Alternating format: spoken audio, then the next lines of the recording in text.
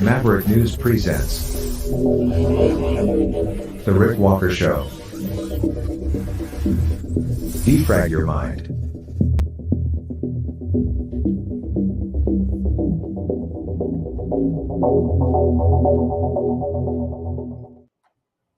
Good evening, everyone. I'm Rick Walker. Welcome back to the Maverick News Channel. Big day in Ottawa. Big day for Canada, for the United States, too. Sort of. Big dinner coming up in the nation's capital, where Joe Biden is wrapping up his day and a half long visit to the Great White North. He started with a visit to Parliament Hill, went inside a guest book, went through some pomp and circumstance, then addressed Parliament after meeting with the Canadian delegation. He brought his own entourage with him. They met behind closed doors, discussed a variety of subjects ranging from China, international trade, Canada-US trade, Chinese security, the economy, the banking system, the pandemic. What else did they talk about? NORAD, and of course, can't forget the war in Ukraine and the money that's flowing, the weapons, the level of support from Canada for everything going on. So, yeah, it's been a busy day in Ottawa as the President of the United States continues his visit with Justin Trudeau, but not just Trudeau. He also met with Pierre Poilievre, the leader of the official opposition, the Conservative leader. We have all of that, plus some other news today as well from France. We have police officers there beating protesters and other ones refusing to do so. We have a little nugget from Russian Foreign Minister Lavrov to share with you tonight. And what else can I talk about with you? Just a lot of stuff out of Ottawa.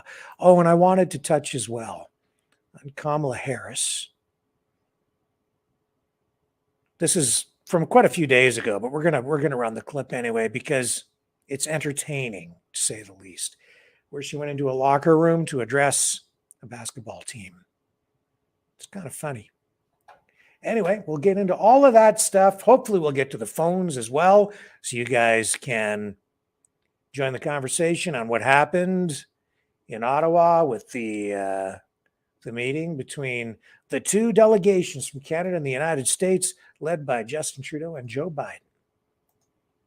As I say, a big day on the political front in Canada and the U.S., with Ottawa hosting the U.S. Prez. Don't go away. More coming up right after this.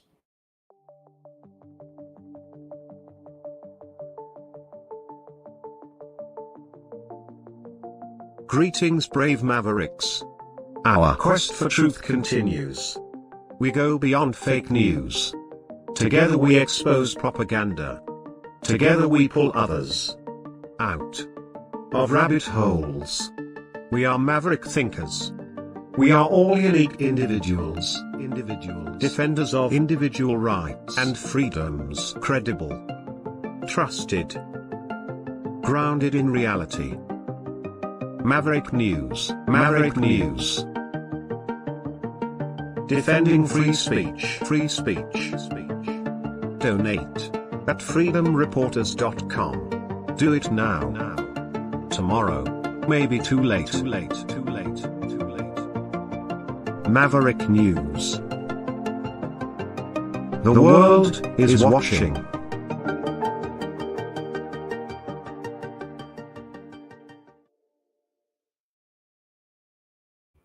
So, yeah, as I say, there was a lot going on today. And Joe Biden Never one to disappoint. Made some mistakes, some faux pas while speaking to Parliament. Let's take a quick look and see. Oh, yes. What did he say? He applauds China for stepping up. I mean, Canada. This is a pretty good one. And we're getting these highlights out of Twitter today, but here he was. So today, I applaud China for stepping up. Excuse me, I applaud Canada. You can tell what I'm thinking. Just can't get through a speech without screwing up. Just cannot do it. I noticed too that during the news conference today with Trudeau, he had to clear his throat. He dodders around. I just can't believe how frail he appears to be. It's sad, really. It truly is. It almost feels like, I say, elder abuse. Sometimes watching this unfold. And here's Biden meeting very briefly, and I don't believe this is the actual meeting, but this was the meet and greet where Biden walks in the morning and shakes hands with the various dignitaries, including Pierre Poilievre of the Conservative Party of Canada. And listen to what's said in this little exchange. Poilievre says that opposition is part of being loyal. He says, we believe that opposition is an act of loyalty in our system. And Biden responds, we do too, unfortunately. This from the guy who says he's a defender of democracy. Here we go. Listen. Mr. President Pierre Poilievre, leader of His Majesty's loyal opposition. Loyal.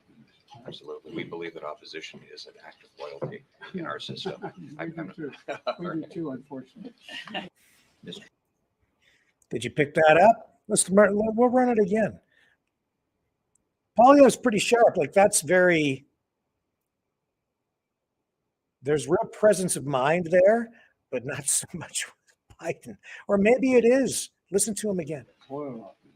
Absolutely. We believe that opposition is an act of loyalty in our system. We do too, unfortunately. We do too, unfortunately. I don't think that he views opposition as being an act of loyalty so much, to be quite honest with you. I don't think he does. He likes to throw people in jail that disagree with him. Just look at all the J6ers still sitting in lockup. All of that going on today, man. We're also going to go to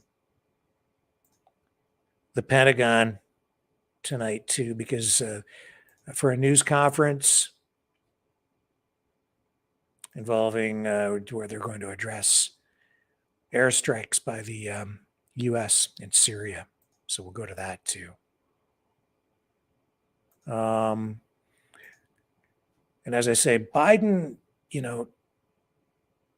really making a lot of waves in Ottawa today. Big deal when the U.S. president comes to Canada. Doesn't happen very often. Here's the Premier of Quebec, François Legault, commenting on Biden's visit. On va passer aux questions en anglais. Questions in English. Hi. Hi. Henya for CBC Montreal. What are your thoughts on Roxham Road closing? Are you satisfied? Yeah, I'm very happy. I think that's what we were asking for. I think that we were able to put enough pressure on the federal government. And I want to thank Mr. Trudeau and the federal government. I want to thank President Biden also. I'm happy to see that the relations between Canada and U.S. are good. It's important when you take into consideration what's happening in Russia and China. It's important that Canada has good relationship with the U.S. And so I think I'm very happy about the fact that it will be applied at midnight tonight. So I'm very happy. Merci. Next one. Pedro Quirito for CTV. Airbnb has decided to remove the listings that do not have the proper permit in Quebec. What do you think? What's your reaction on this? I'm happy, and I think it's a success for Caroline Proulx because that's what she asked for. And I think that in making sure that only the people with the right permits can be published on our BNB site, I think it's a good news. Yeah. As a second question, on Haiti, do you think Canada, including Quebec soldiers, should participate in the military intervention to bring order back to Haiti? Yeah. So about Haiti, of course, we have many people in Quebec coming from Haiti, and it's terrible what's happening out there. It's not easy to find solutions. Of course, we're ready to help. We need to have somebody from Haiti being in charge, taking the leadership, and that's where it's a real challenge. But whatever is needed, we're ready to participate because it's terrible what's happening in Haiti. Yeah. C'est ce qui met fin à la conférence de presse. Merci beaucoup tout le monde. Bonne fin de So, for our US viewers or others who maybe are not familiar with the issue, the reference to Roxham Road is an immigration issue. That is where illegal, or they call them irregular migrants, cross over into Canada. It's been an ongoing issue for a number of years. Today, the issue of irregular or illegal immigration was addressed, and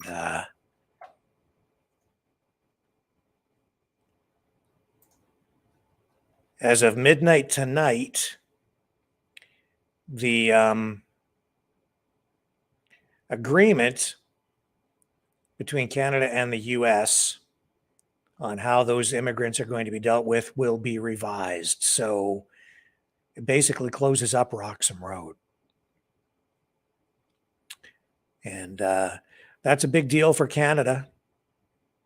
And we'll probably have more to say about that this evening too, especially when we get to the phones. So that all takes effect as of midnight tonight.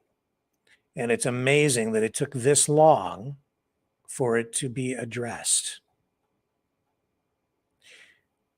So also tonight, Pierre Poilievre talking about his actual meeting, his face-to-face with the president. We can pull him up. And this is his response. Bonjour tout le monde, merci d'être venu. Je viens de tenir une excellente rencontre avec le président Biden où je l'ai remercié pour l'amitié de nos deux pays. J'ai réitéré nos supports pour rendre nos forces militaires plus fortes afin de protéger la sécurité continentale, y compris en collaborant davantage sur NORAD. J'ai aussi mentionné que le Canada devrait encore recevoir une exemption aux règles de Buy America, comme on avait eu pendant les années Harper ou Biden. So he's talking about, in French, trade agreements between Canada and the U.S. He's also going to address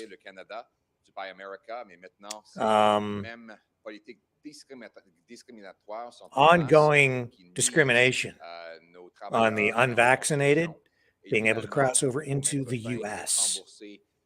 So I think he'll talk about that here because I know that he did mention that in his Twitter posts today, just a short time ago. So we'll be bringing that up in just a moment. La réinstauration de ces douanes quand Justin Trudeau est arrivé en pouvoir. Donc, on a besoin de And I'm not sure if he'll talk about the safe third party, the safe third country agreement, rather. Et c'est les règlements en ce qui But that is concerne, what was expanded, les that vaccins. agreement On permet des Américains non to vaccinés de venir allow ici. Les the Américains implementation permettent of this leurs expanded propres agreement tonight at citoyens de midnight. traverser So la it frontière basically sans être closes vaccinés. up that Roxham Road J'ai suggéré au président border qu'il crossing for devrait illegal mettre fin or à irregular de ces migrants. obligations qui empêchent des millions de Canadiens de traverser la frontière. Donc, il faut, through a personal medical decision and new tariff,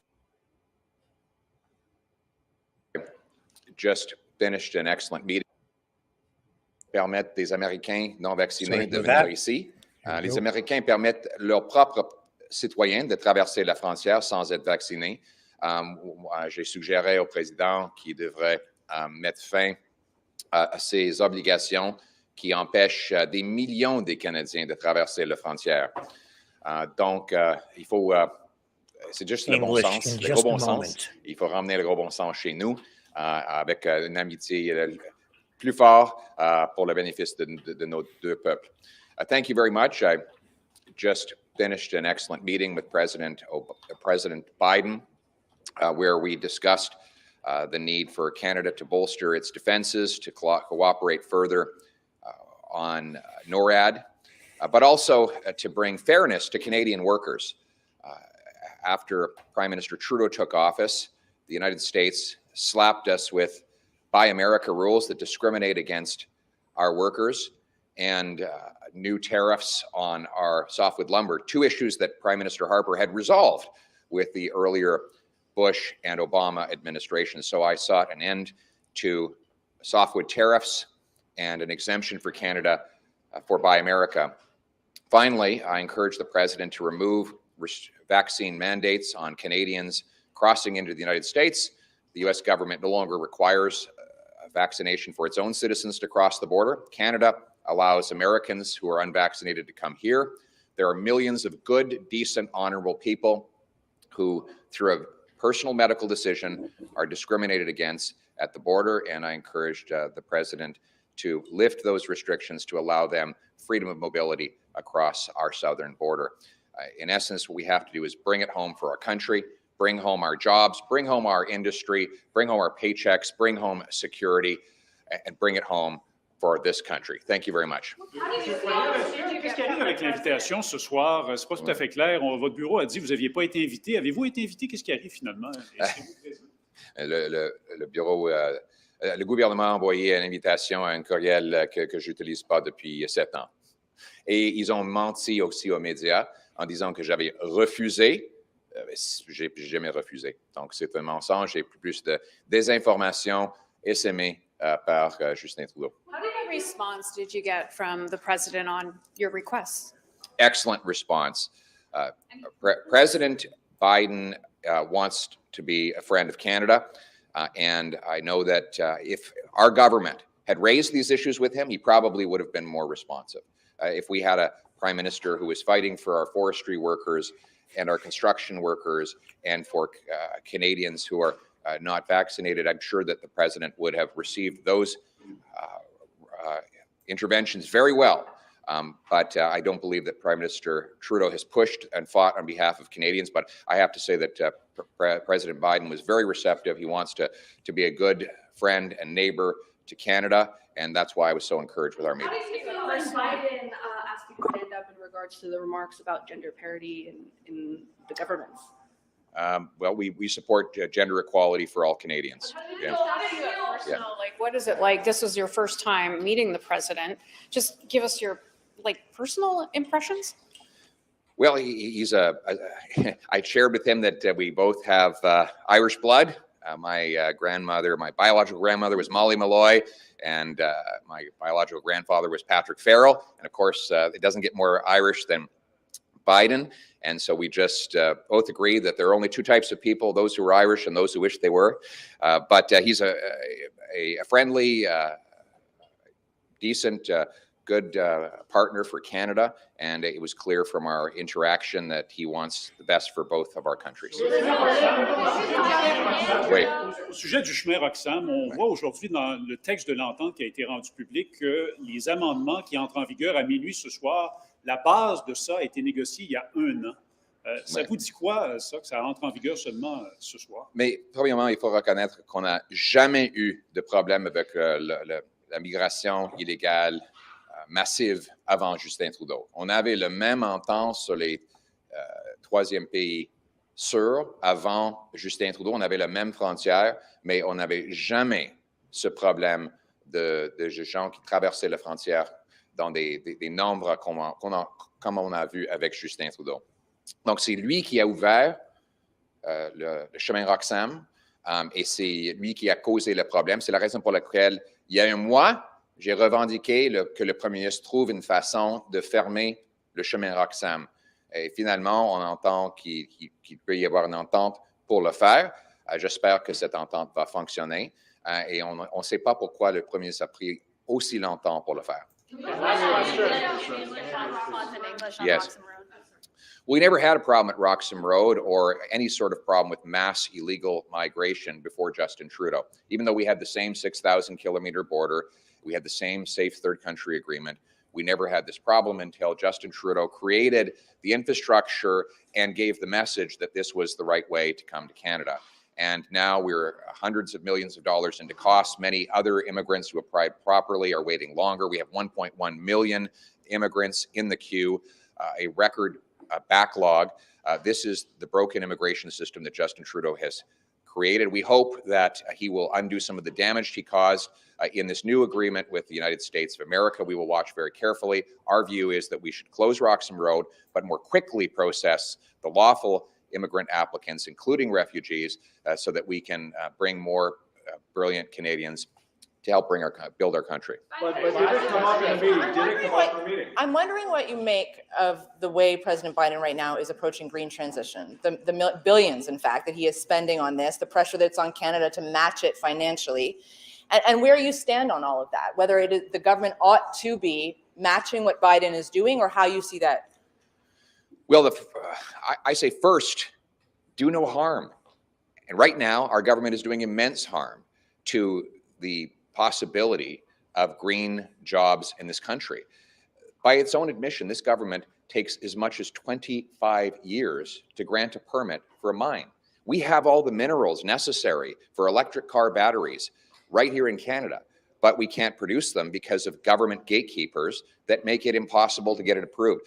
The Ring of Fire in Ontario has been talked about for 15 years. The First Nations there have been waiting 5 years for a permit for a highway to get to the Ring of Fire, and they don't even have a shovel in the ground yet. The biggest problem is government gatekeepers that prevent us from permitting mines, factories, and other necessary green infrastructure to get these things built. So a Poilievre government will get out of the way so that Canadians can get things done, and we will bring home the production of all kinds of energy to this country. One last question. Did Roxham Road come up at the meeting? Did the president raise it, or did you raise it? Please tell me, sir. You did not, because I have not had an opportunity to comment on the proposed arrangement that they brought forward, so I didn't want to make an uninformed comment. I want to take some time to study what it is that they're proposing before I bring it up. Thank you. Following recent allegations about Handong. Well, first of all, I think it was very moving and very touching to have the two Michaels here, two courageous men who survived unimaginable hell. And I was very heartened that everyone in the chamber gave them such a warm welcome. I'm not going to pass judgment on these allegations because I don't know all the facts, but I will say this. Only a public inquiry can get to the bottom of this. And I note that Mr. Handong has actually voted in favor of a public inquiry. So for his sake and for everybody's sake, and most importantly, for the sake of the truth, the Prime Minister has to end his cover-up and call a full public inquiry. Thank you very much. Yeah, an inquiry. I think that's what the people want. That's what's needed. That's what we should have. As Poilievre says right there, for the sake of the truth. And that is what will set us free. Here's former Prime Minister Jean Chrétien also responding to questions about Joe Biden's visit today. To talk with them and to tell Talking them, about look, trade you sign an agreement with us that there will be protectionism. no protectionism between the two nations. It was you know, the NAFTA, I signed it. It was not finished. Started by Maroney, but it was not finished, and I finished it. He had started with George Bush Senior, but I finished it with Bill Clinton. So they have to respect the treaty. How should we respond to the American pressure to intervene in Haiti? You know, we should do our part. I think we should do something. It's very important. But it's better to know exactly what will happen after we agree. You're running the risk to be alone there. I've seen situations like that before. So it's very nice to do what we have to do, but we cannot take the full responsibility. Mr. Christian, there's been a lot of allegations and leaks about Chinese interference in Canadian elections. Can I ask you what you think of that and whether you think there should be an inquiry? You know, they have resolved the problem. Somebody looks after that at this moment. So I don't want to pass a judgment for him. Hier, vous avez dit que c'était pas un gros problème. Vous avez dit ça à la télévision. Vous ne pensez pas que l'ingérence écoutez, chinoise est un gros problème? Écoutez, si c'est le plus gros problème qu'on a au Canada, on est en sacrée bonne forme. Est-ce qu'ils sont intervenus aux élections? Je ne sais pas. Même moi, je suis intervenu dans les élections. Ben non, j'avais dit à New York, à un moment donné, à Washington, j'avais dit Hillary Clinton avait eu une grippe, une pneumonie. Et j'avais dit, il y a des médicaments pour les pneumonies. Mais il n'y a pas de médicaments pour la stupidité. Je n'ai pas nommé personne, mais on me dit que je m'étais mêlé des choses qui ne me regardaient pas. Ça m'est arrivé aussi aux Philippines. Et durant le référendum, les péquistes étaient bien contents quand Chirac avait dit quelque chose, puis ils étaient bien en maudit quand Clinton a dit quelque chose. Ça arrive, c'est la vie.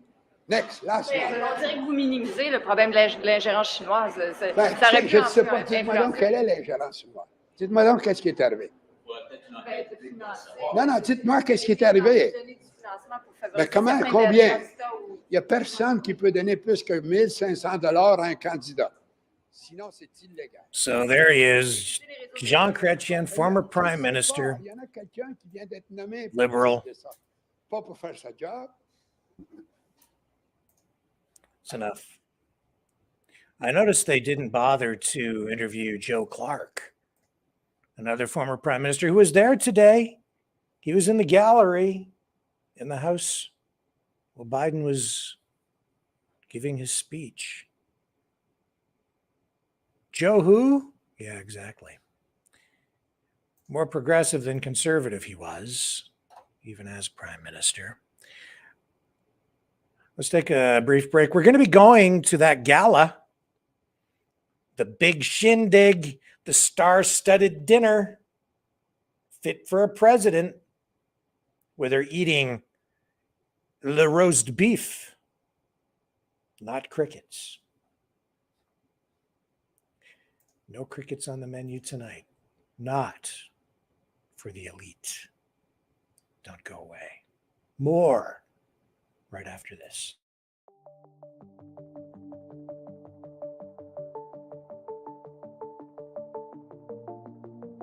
Greetings, brave Mavericks. Our quest for truth continues. We go beyond fake news. Together we expose propaganda.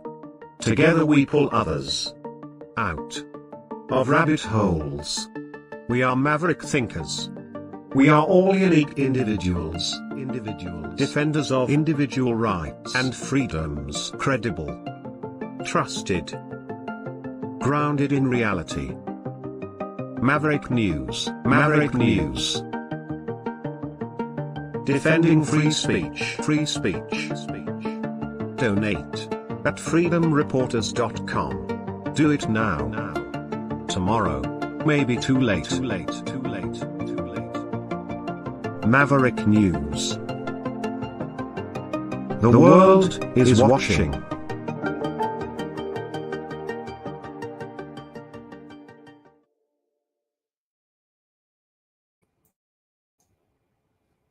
It was, to shift gears just a little bit for a moment, 20 years ago, The actual anniversary was a couple of days ago, but we were still into the early stages of the war in Iraq. And the U.S. military attacked Baghdad with cruise missiles back in 2003. I just wanted to bring you a reminder of what happened there after telling us all there were weapons of mass destruction. Not so.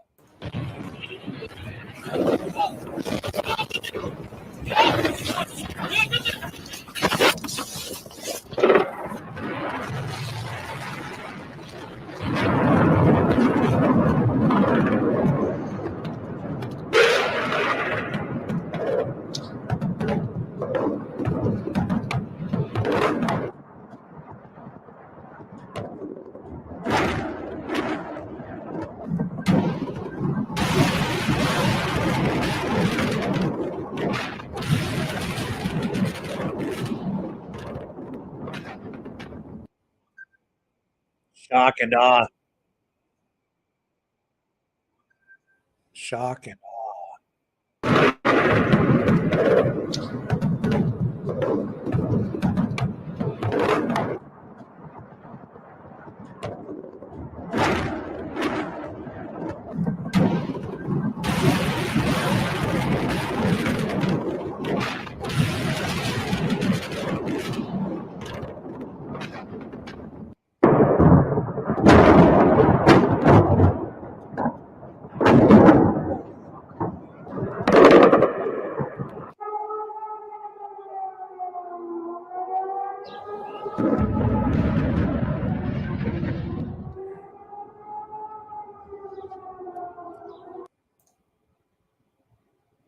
"20 years ago, 2 decades. For me, it just seems like yesterday. Seems like yesterday. But the party continues in Ottawa tonight.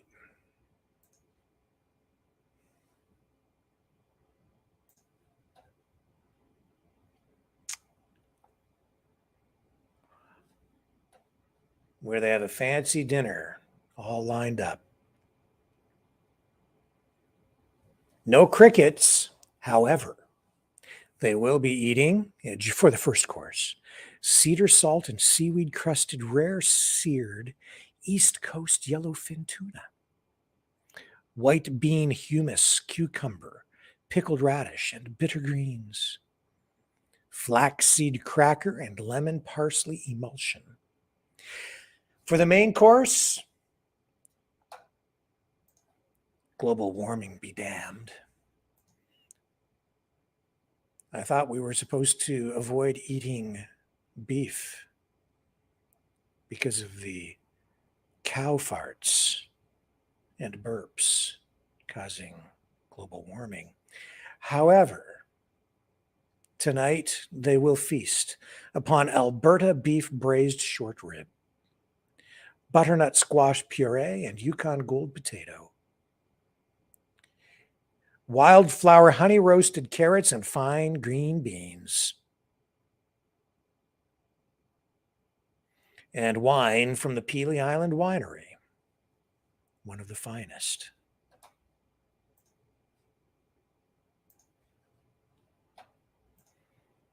Oh, but it doesn't end there. There is dessert.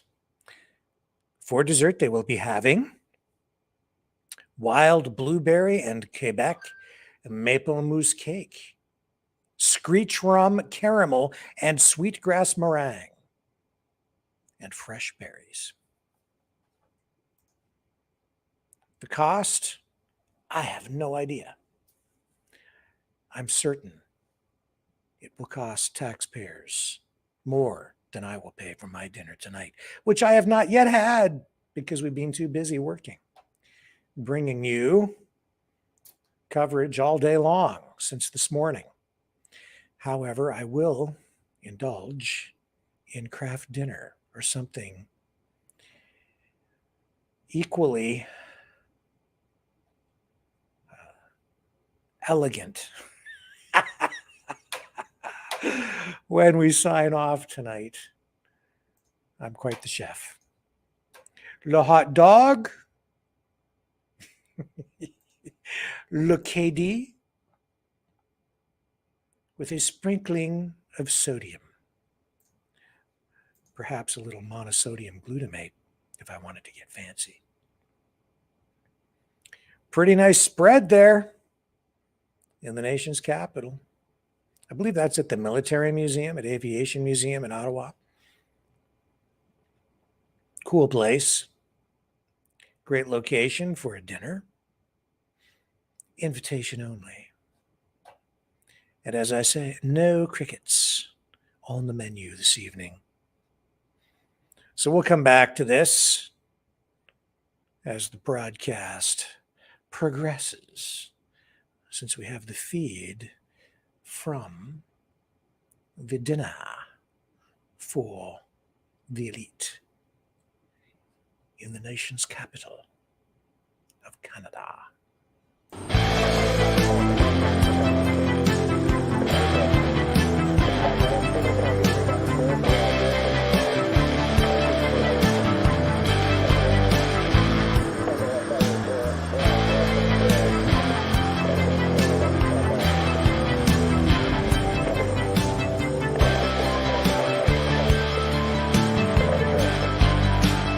Maverick News. Fighting for freedom. The New World Order. Government overreach. The Great Reset. Mainstream media lies. Now more than ever, independent voices are needed. Donate now at freedomreporters.com. That's freedomreporters.com. Maverick News. The antivirus program for your mind.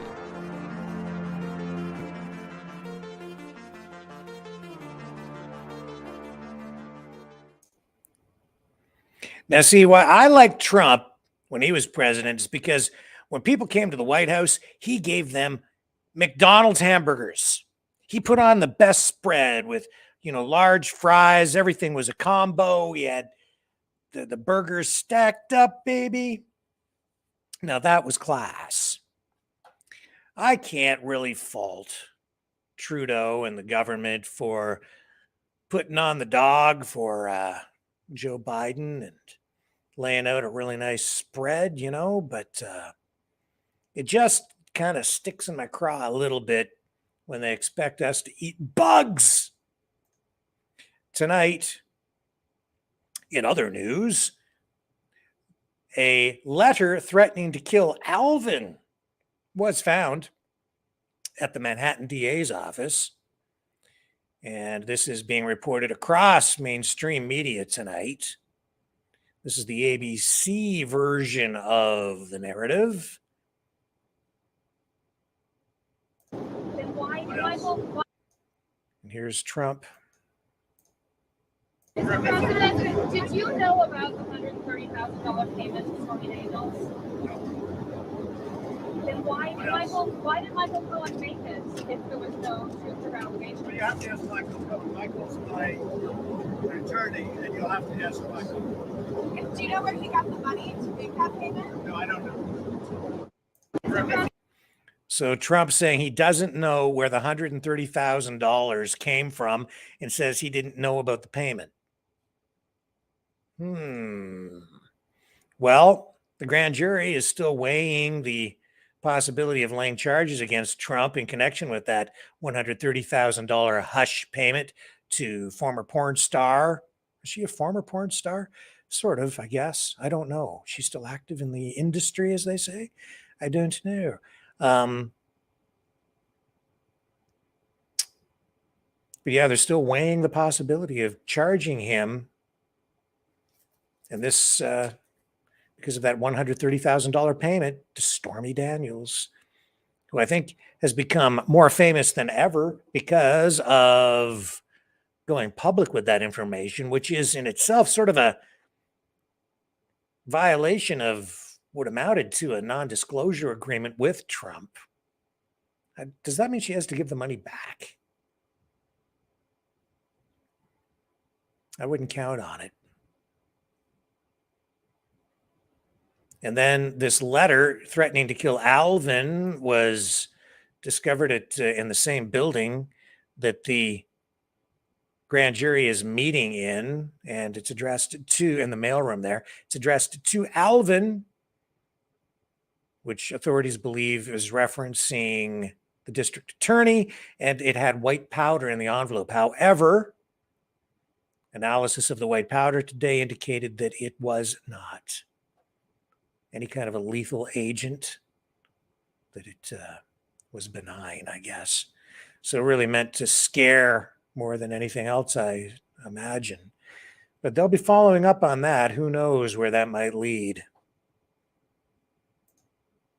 Of course, if you think back, that sort of thing has happened in the past, and in at least one instance, I don't remember how many years ago it was now, but white powder was being sent through the mail and it was anthrax.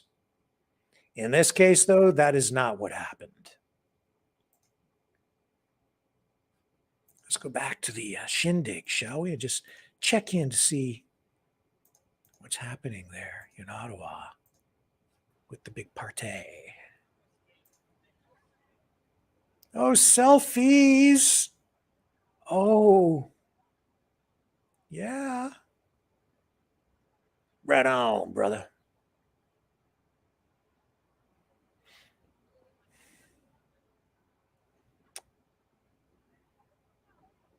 Man. Different world for those folks. It really, really, truly is.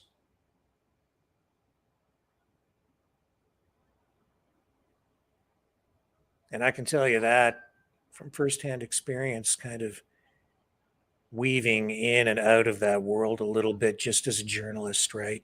As a journalist, you don't have the kind of money that those folks have. They view the world in a completely different way, and they view the common people in a different way too. A lot of them do. It is a class thing. Oh, there's Stephen Guilbeault, Environment and Climate Change Minister, the guy who was arrested for scaling the CN Tower to protest climate change. Now running the government, running that ministry. It's very, very interesting to sort of dip in there and see how the other half lives. Oh, there's Jagmeet. There he is. Where do I sit? Where's my table? I need to eat my food. My multi-course 5-star dinner.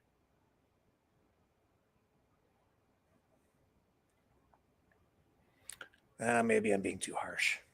What do you guys think?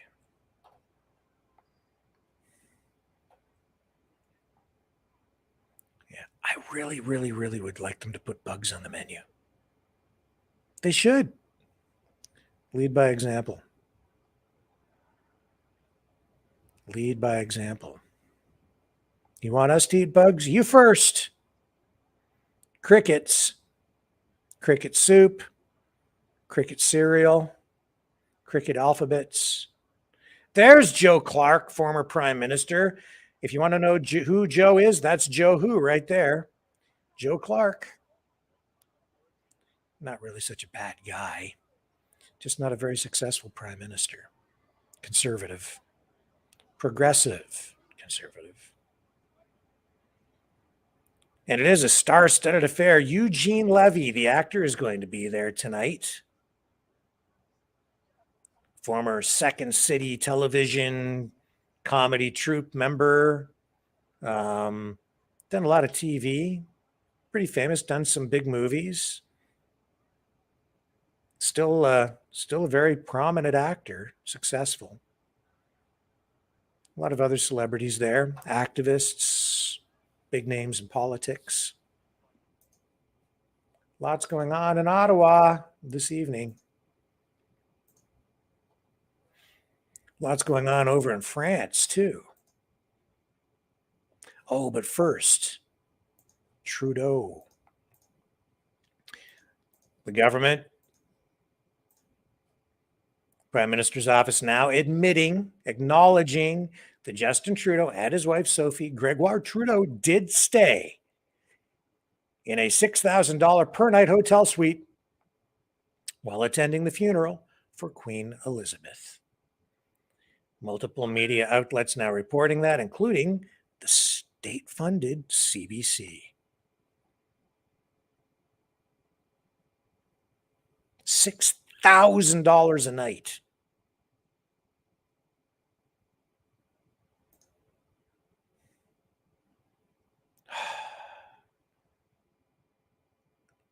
That's Canadian socialism.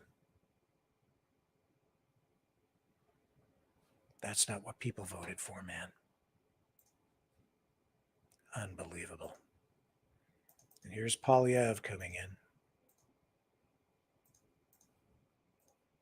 Please take your seats for dinner. Mesdames et messieurs, veuillez prendre place pour le dîner. There he is. We kindly ask that you remain at your assigned seat for the duration of the meal. Nous vous demandons de bien vouloir demeurer à votre place assigné durant tout le repas.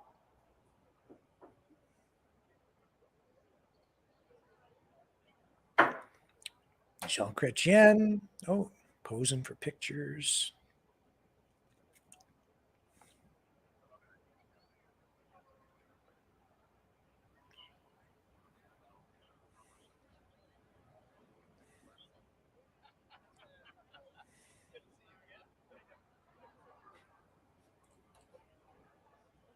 Wow. White tablecloths, fine china.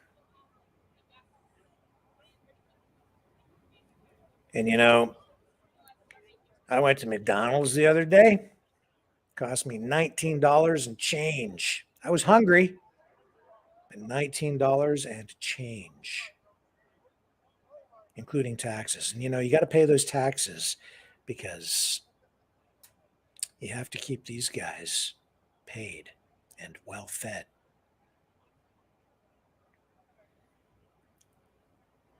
$19 and change. $6,000 per night hotel rooms and fine dining. Different world, baby. Totally different world.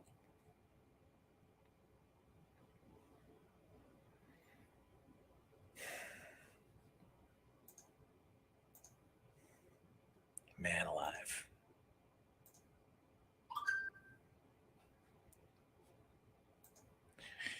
So over in France, protests continuing, unrest in the streets, and cops beating protesters.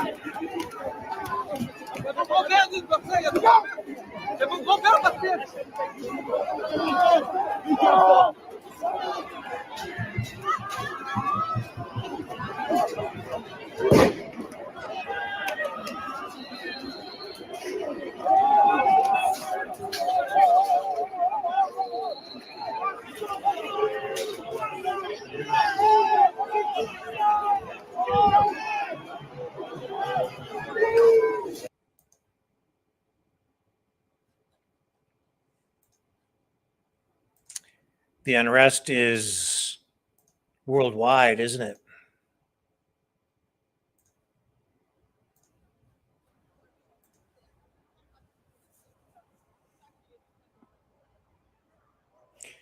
No Alberta beef for the people in the streets.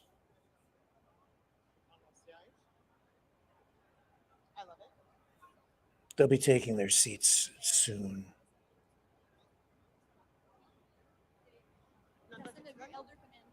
They're being told. Ladies and gentlemen, please take your seats for dinner. We kindly ask that you remain at your assigned seat for the duration of the meal. Mesdames et messieurs, veuillez prendre place pour le dîner. Nous vous demandons de bien vouloir demeurer à votre place assignée durant tout le repas. Interesting. Not a mask in the place that I'm seeing.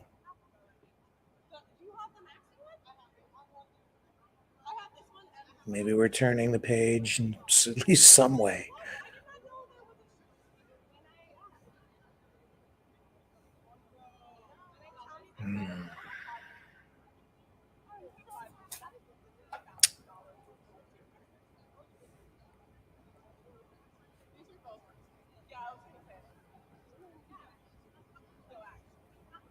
We'll come back to it.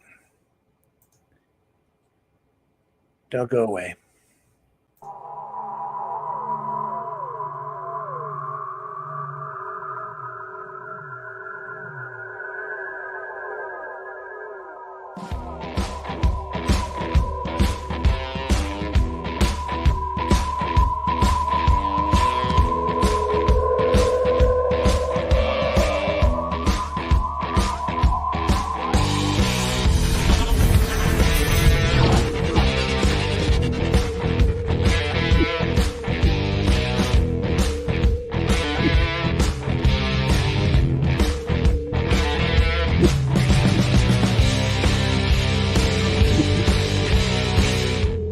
Maverick News.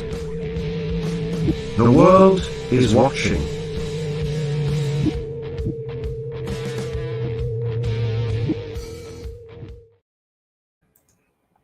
So there she is, Vice President Kamala Harris. I just wanted to touch on this because I really hadn't paid much attention to it, honestly, earlier, but this is from a number of days ago where she went in to talk to the number 16th ranked, I guess, Howard Bison.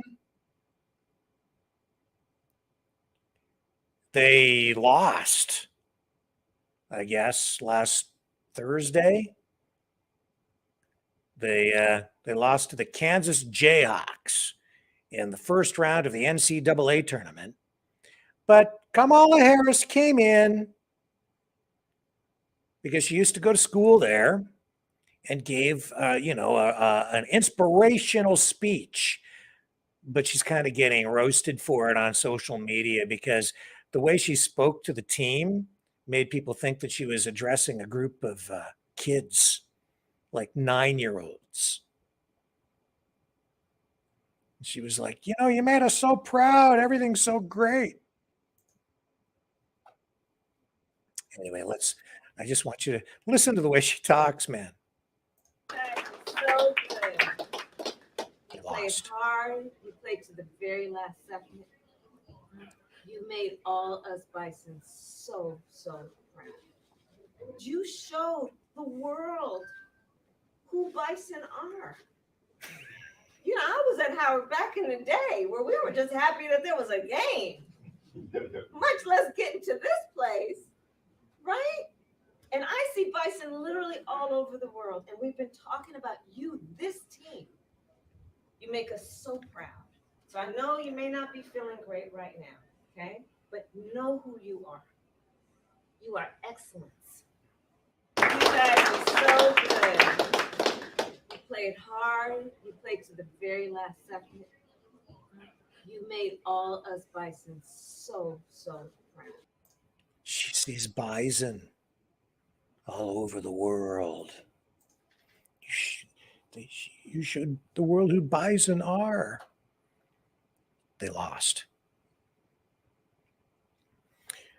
But Kamala came in and gave them the verbal equivalent of a participation trophy. But they still lost. It's just kind of funny.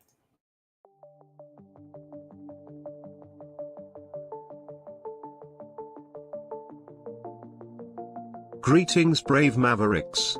Our quest for truth continues. We go beyond fake news. Together we expose propaganda. Together we pull others out of rabbit holes. We are maverick thinkers. We are all unique individuals, defenders of individual rights and freedoms, credible, trusted, grounded in reality. Maverick News, Maverick News. Defending free speech, free speech. Donate at freedomreporters.com. Do it now. Tomorrow may be too late. Maverick News. The world is watching.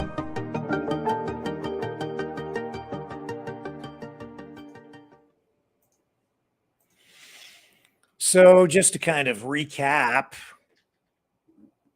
what Canada has committed to after today, Trudeau's office has confirmed that a series of new funding commitments have been made as, part of today's meeting with Joe Biden in Canada. $250 million in Canada's semiconductor sector, $420 million to protect and restore the Great Lakes, $100 million in additional equipment and support for the Haitian National Police, $7.3 billion in infrastructure for the arrival of F-35 fighter jets from the $38.6 billion NORAD modernization plan. That's a chunk of change.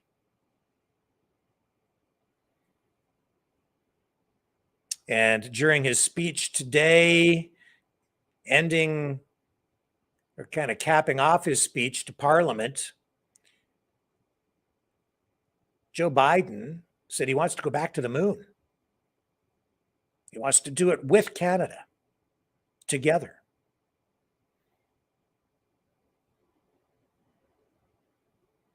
And said, it's about possibilities. Tried to be inspirational.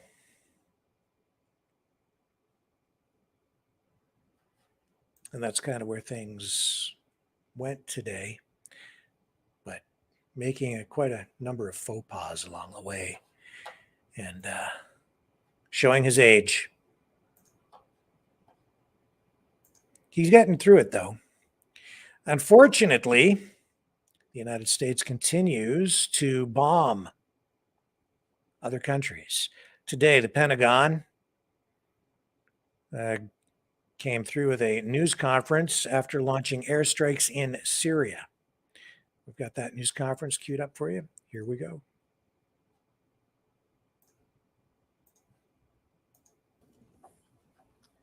Hey, good afternoon, everybody. Just a few things to deliver up top, and we'll get right to your questions here. So first of all, I'd like to take a moment to recap recent operations in the U.S. Central Command Area of Responsibility.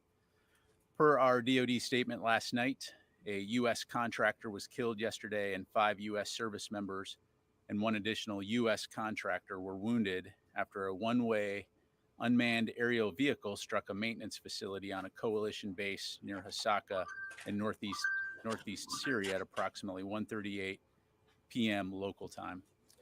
Secretary Austin, at the direction of President Biden, authorized U.S. Central Command forces to conduct precision strikes into eastern Syria against facilities used by groups affiliated with Iran's Islamic Revolutionary Guard Corps. The airstrikes were conducted in response to yesterday's attack, as well as a series of recent attacks against coalition forces in Syria by groups affiliated with the IRGC. In terms of airstrike details, 2 U.S. Air Force F-15E fighter aircraft assigned to U.S. Air Force's Central and based in the CENTCOM area of responsibility struck 2 IRGC-affiliated facilities at approximately 7:40 p.m. Eastern Time or 2:40 a.m. local. The facilities were located near Dar Zur in eastern Syria, and we're continuing to assess the outcome of the strikes. Initial indications are that the facilities were destroyed. In regards to any militant casualties, we're still assessing. These precision strikes were intended to protect and defend U.S. personnel, and the U.S. took proportionate, and deliberate action intended to limit the risk of escalation and minimize casualties. As Secretary Austin said in his statement, no group will strike our troops with impunity. Again, Secretary Austin, along with the Department of Defense, offer our thoughts and prayers to the family and colleagues of the American contractor who was killed and with those who were wounded in the attack. Our forces deployed in Syria continue to conduct their important mission in support of the international coalition to ensure the enduring defeat of ISIS.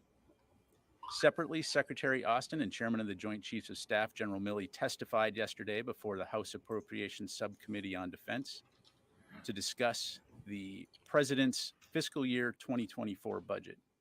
Next week, both leaders are scheduled to testify before the Senate Armed Services Committee and the House Armed Services Committee on DoD's budget posture and our future year's defense program. Again, the Secretary and the Chairman look forward to working with Congress to provide our service members serving around the world with the resources that they need to accomplish DoD's mission and strengthen America's national security for the 21st century and beyond.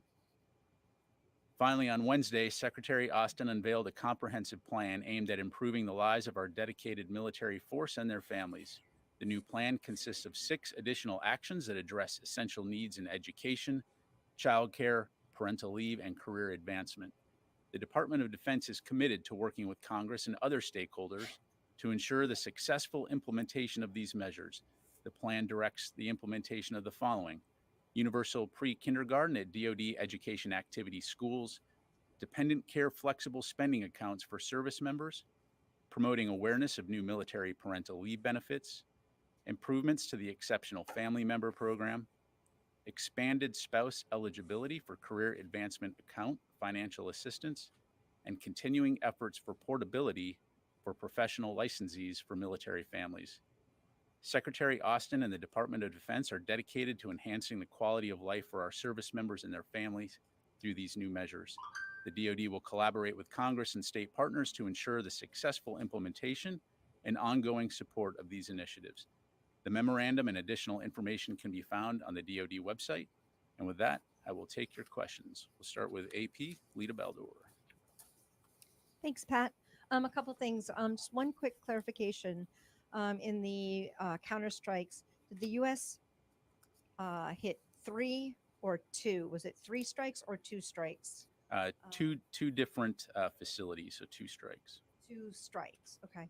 And then secondly, can you talk a little bit about the protection at the base where the Iranian drone hit? My understanding is that there was some either lacking protections there. Can you say whether or not any of the radars or aerostats or anything that are there either failed or were not operating? Is there adequate protection there now? How did the drone pierce the security of that base? And then I have one follow-up. Sure. So first of all, broadly speaking, for operation security reasons, I'm not going to get into the specifics in terms of the types of force protection capabilities we have in our facilities, other than to say we take force protection very, very seriously. I will say, as it pertains to radar, my understanding is that there was a complete site picture in terms of radar.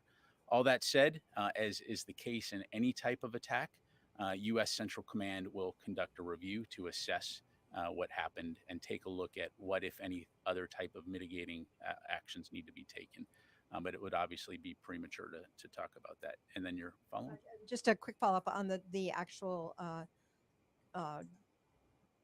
situation now. Obviously, the U.S. Was struck again. Green Village was hit again in response to the U.S. retaliatory strikes. Are things escalating there? Can we expect more? Is this turning into a far more escalatory situation in Syria for the troops? Sure. And as you highlight, this morning at approximately 8:05 a.m. local time, which would have been 1:05 a.m. Eastern time, we had 10 rockets that targeted coalition forces at Green Village in northeast Syria. The attack resulted in no injuries to U.S. or coalition personnel and no damage to equipment or facilities.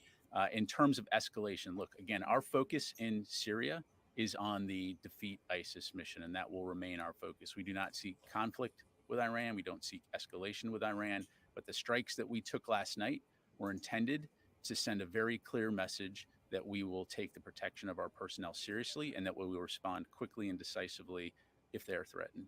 You go to Fadi. Thank you, General. I have two questions. So according to the DOD, the intelligence assessment is this UAV to be of Iranian origin. The groups that were targeted by the U.S. are affiliated with the Iranian Revolutionary Guard. One American citizen was killed, 6 more were injured. Do you and the Department and the Secretary of Defense hold Iran responsible for the death of an American citizen? Look, we know that these groups are sponsored by Iran, so Iran certainly plays a role in terms of ensuring that this type of activity doesn't happen. So is Iran responsible for the death of an American citizen or not? Look, Iran certainly, again, backs these groups and by default, therefore, has a responsibility to ensure that they're not contributing to insecurity and stability, but clearly they continue to do that. Thank you. Jennifer, let me go. Question, if I may. Make it quick. So yesterday, General Kurilla was on the Hill delivering his testimony. According to the DOD statement, the attack happened at 1:38 local time.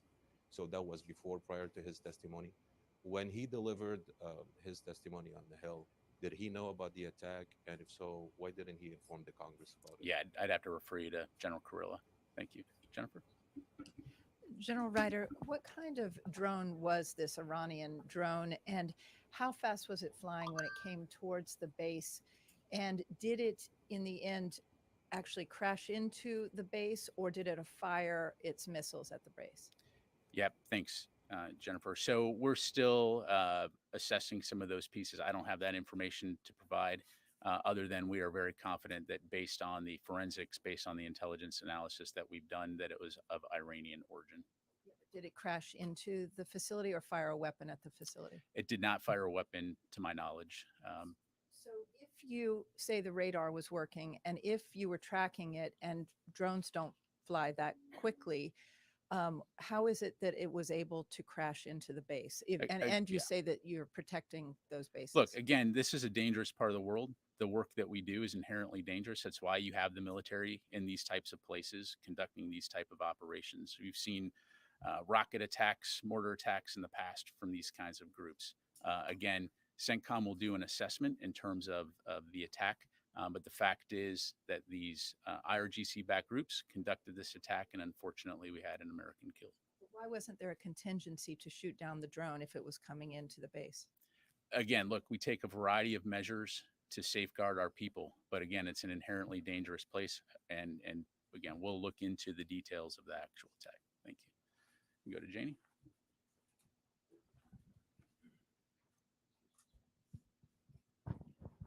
Thank you, General. I have two questions. North Korea announced that it had conducted a nuclear underwater explosion test, and Kim Jong-un said that he would respond aggressively to U.S. and South Korea. How will the U.S. react to this? Yeah, so I'm aware that North Korea issued a press release about this supposed capability. I've seen the press reports, but I don't have any further information to provide on that. Concerned about Kim Jong-un's? Look, we're always concerned about any type of destabilizing activity by North Korea. And so again, it's something that we take very seriously, but as it pertains to the North Korean press release, I don't have anything further to provide. Chairman of the Joint Chiefs of Staff, General Milley, will visit to South Korea soon. Does he have any plans to visit DMZ, Panmunjom? I don't have anything to read out today in terms of General Milley's upcoming visit. So I'd refer you to Joint Staff. You think he will visit? Yeah, I don't want to speculate, but thank you. Let me go to Orrin.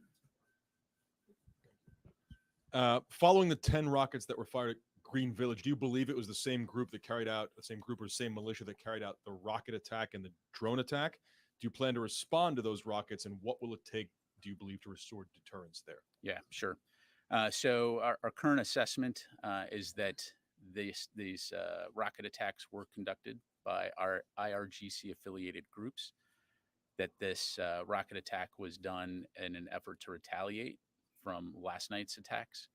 Again, they did not cause any damage at the coalition facility. As far as any type of future action, I'm not going to talk about or preview potential future operations other than to say we will always reserve the right to respond appropriately if our forces are threatened. Thank you. Yes, sir. Are you not concerned that there will be an all-out war with Iran due to the continued exchange fire between the proxy groups and also they are attacking your bases in Syria? Yeah, look, so first of all, we don't seek conflict or war with Iran. Our focus in Syria is on the enduring defeat of ISIS. You know, unfortunately, what you see in this situation are these Iranian-backed groups, not only in Syria, but conducting operations in the Strait of Hormuz, in the Gulf, in Iraq, conducting destabilizing operations that are meant to export terror and instability. You know, Iran sending drones to Russia. And so again, the United States and our coalition, our allies and our partners, we're focused on trying to ensure stability, security in these regions, and that will continue to be our focus. We do not seek a wider conflict. And so we will, that said, if our people are threatened, we will continue to respond appropriately and proportionately. It was not the first time, and they did it many more times, and they did it today as well. Will there be any additional response from the U.S. to these groups? Yeah, I think I just answered that, right? So again, I'm not going to preview any potential future actions other than to, again, say that we will take appropriate action if our forces are threatened. Okay? Yes, sir. Yesterday, U.S. and ROK joint military exercise named the Field Shield 23 officially finished. How do you assess the outcome of this exercise? Yeah, thanks for the question. Unfortunately, I don't have any information on the exercise at this point in time, but I'd refer you to USFK. They could give you a good readout. So do you plan to do more additional such a large-scale joint military exercise between U.S. and South Korea? So I don't have any specific exercises to highlight here today, other than to say that we very much value our relationship with South Korea, and that I'm confident we will continue to conduct a variety of exercises, exchanges, partnerships in order to improve interoperability, ensure that we're working together to ensure security and stability in the region. Thank you. Let me go to Qasim. General, I have a clarification question, and then I have separate. With respect to Iran back groups, in the past strikes, we wouldn't hear attributions from the DoD, and you are now very specifically mentioning Iran backed on a IRGC in this statement. Is this what is the reason behind it? Is this something new? Yeah, I can't speak for the past. All I can speak to is the information that we have, which is our intelligence community assessed that the origin of this drone was Iranian made, and that the groups conducting this attack are affiliated with the IRGC. The other question about the contractors, the contractors killed, what was his job? One, and then how many contractors do you have in Syria? Do you have a ballpark number for us? Yeah, so I'm not going to provide any numbers. As you know, we work closely with a variety of contractors around the world, conducting a variety of missions. In terms of the organization of this particular contractor, as a matter of policy, that is something that we will defer to the individual's company to highlight or provide. And so I'm not going to be able to provide any additional details on that. Okay. Let's see here. Yes, sir. Thank you for taking my question. So as Taiwanese President Tsai visits to the U.S. next week, so it is expected that there will be Chinese backlash. So does Pentagon going to respond some actions like changing the deployment or build up military around the area of Taiwan? Yeah, sure. On the transit of the president, that's really something for State Department to address. Or, to my knowledge, really no DoD equities associated with that, nor are we changing any postures that I'm aware of. So, thank you. Time for one more. Yes, ma'am. Thank you for taking my question. I have a follow-up question on North Korea's announcement yesterday. How much are you worried about North Korea's future deployment of underwater attack vehicle specifically? Yeah, again, to my knowledge, what we've seen right now is a press release coming from North Korea about this supposed capability. We've seen the press reports, but I don't have any specific information to provide on that particular aspect. Again, more broadly speaking, we constantly maintain, awareness and observe, and are concerned about any destabilizing activity by North Korea. And so we'll continue to consult closely with our allies and our partners in the region to deter aggression and ensure that we can continue to maintain security and stability in the region. All right, the last question, yes, sir. Thank you, General. So Pepe DeBazio, he's the former director of the Office of Missile Defense Policy. Earlier today, he was at the CSIS, and he said there's kind of a lack of political will in defensive missile technologies. Do you care to comment on that? I did not see that, so I don't want to comment on it. Is the Biden administration pursuing, research in that area to intercept hypersonic missiles, for example, improving ICBM interception capabilities? Yeah, I mean, look, broadly speaking, missile defense is something that the department takes very seriously for obvious reasons. I don't have specifics to provide to you. Certainly we can get with you offline. But when you look at the kinds of capabilities, the kind of missile capabilities that countries like China are developing, or the use of missiles in the war in Ukraine, missile defense continues to be a very important aspect of our portfolio and something that we'll continue to take a close look at. Thank you. Thank you very much, everybody. Appreciate it.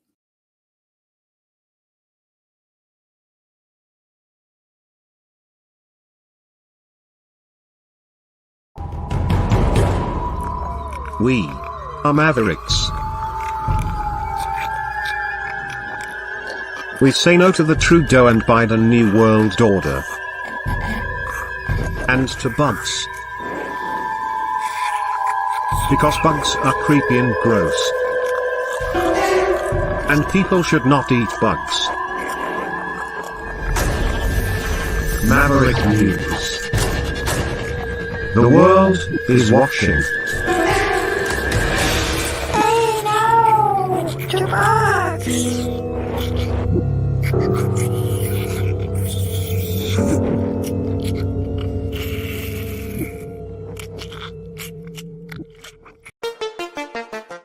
The New World Order. Government overreach. The Great Reset. Mainstream media lies. Now more than ever, independent voices are needed. Donate now at freedomreporters.com. That's freedomreporters.com. Maverick News. The antivirus program for your mind.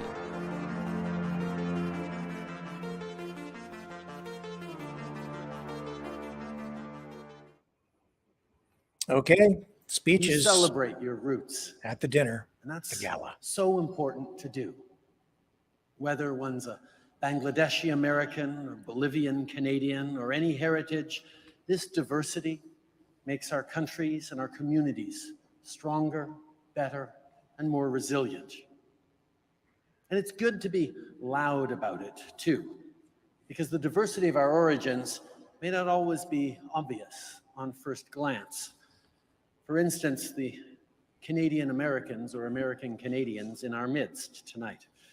You don't always know how someone will spell the word color.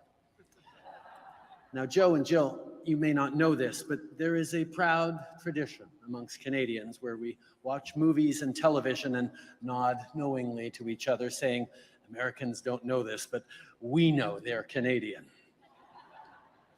Take legendary comedy duo Eugene Levy and Catherine O'Hara here tonight.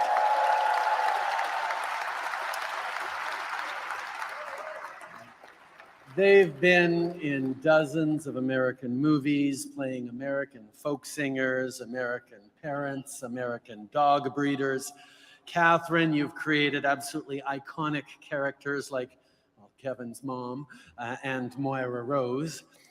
And Eugene, at this point, people just think of you as Canadian as American pie. I'm so glad my kids aren't here tonight, so I don't have to explain that joke to them.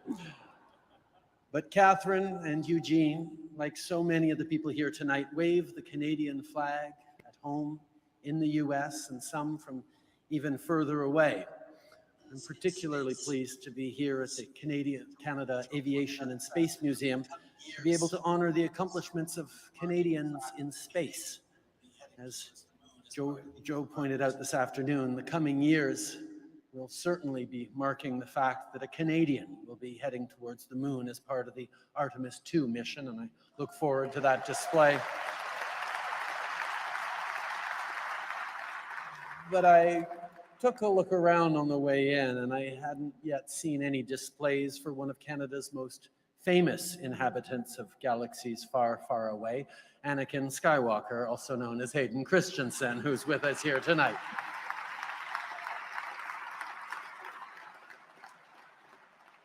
And I could go on, but I think the habit of ours that we have as Canadians is really about pointing out how seamless the closeness between our two countries really is.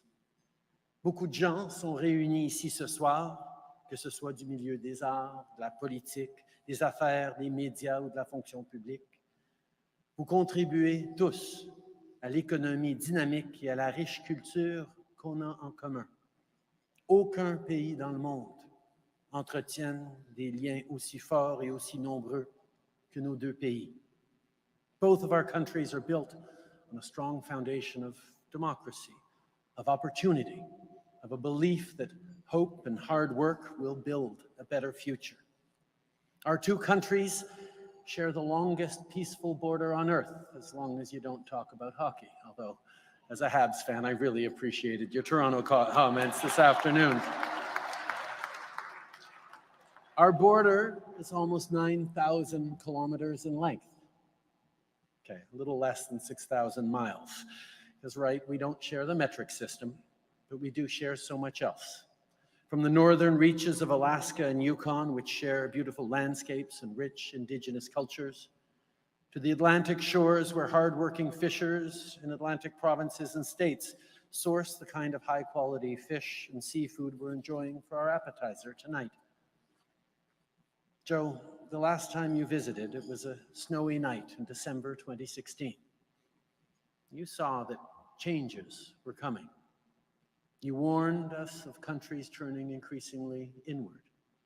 You warned that progress was at stake.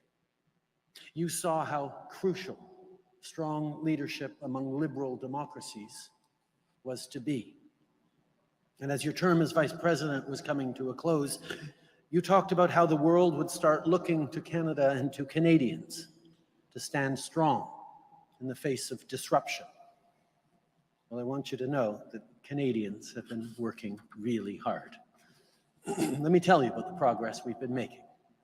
We forged ahead in the fight against climate change here at home and on the international stage. We've safeguarded reproductive rights in our country, providing funding for women's health around the world.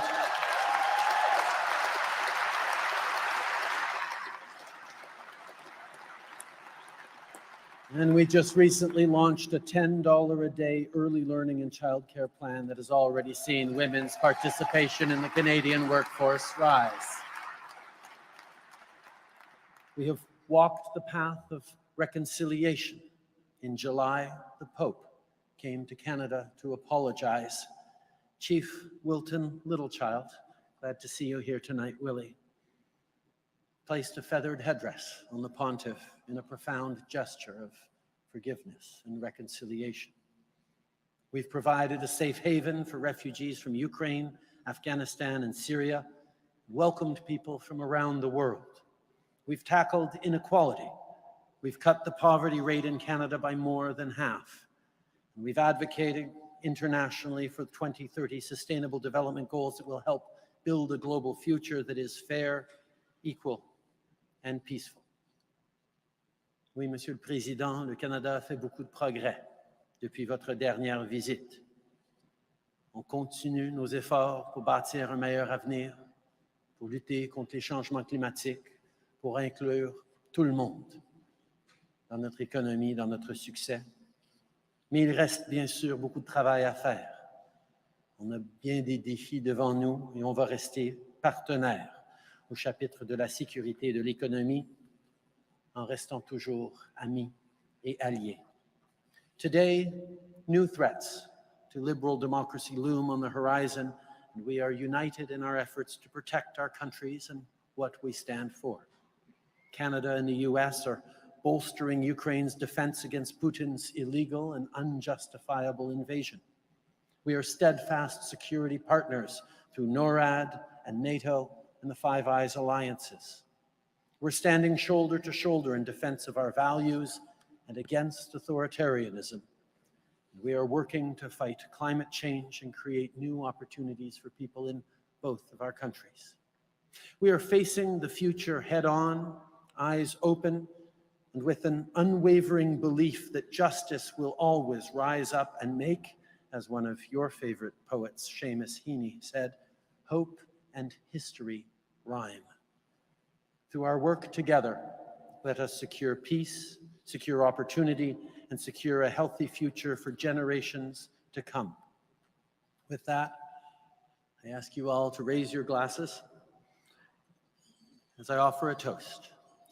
Je lève mon verre à notre histoire, à nos espoirs, à notre prospérité et à la paix et la sécurité qui unissent le Canada et les États-Unis en tant qu'alliés, voisins et surtout de véritables amis, to shared history and shared hope, to shared prosperity, and to the shared peace and security that binds Canada and the United States together as allies, as neighbors, and most importantly, as true friends. Sláinte. Santé.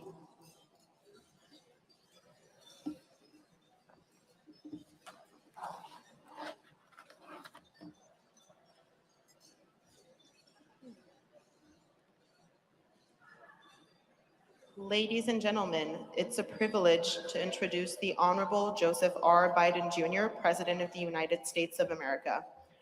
Mesdames et Messieurs, l'Honorable Joseph R. Biden Jr., Président des États-Unis d'Amérique. Thank you very much.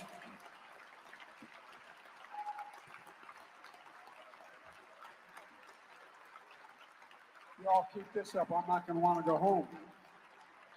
Thank you. Good evening, everyone.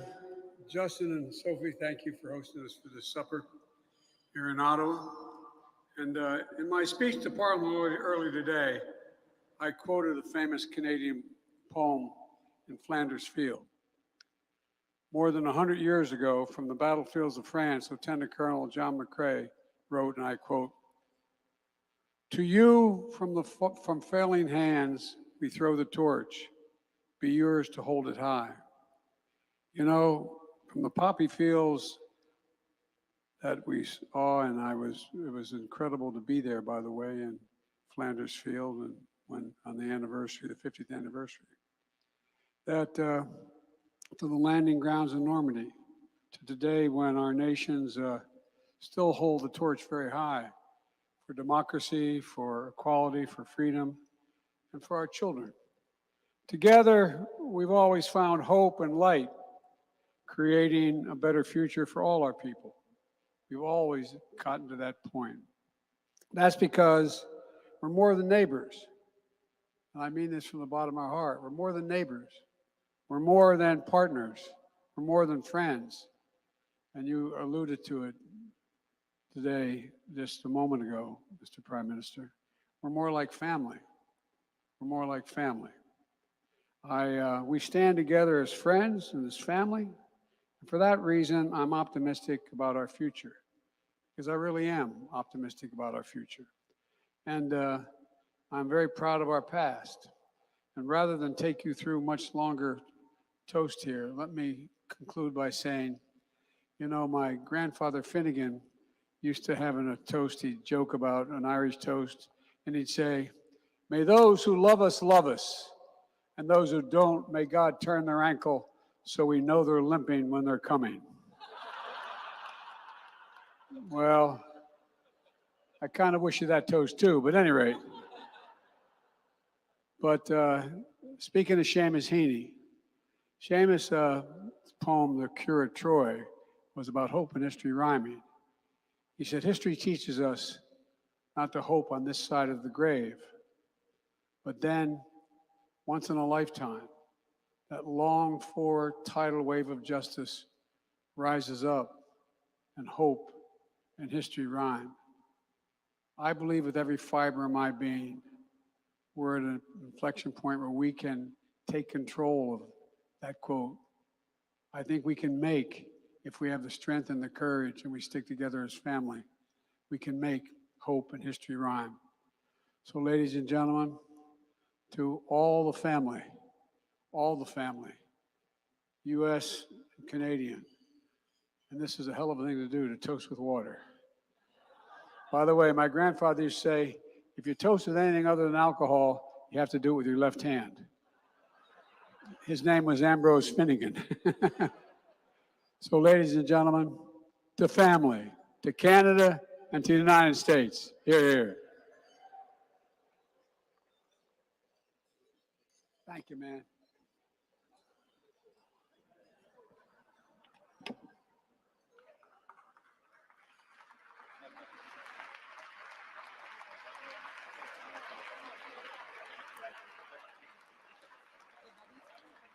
I would like to thank the Right Honorable Justin Trudeau and the Honorable Joseph R. Biden Jr. for their remarks. I now invite you all to enjoy your meal and have a good evening.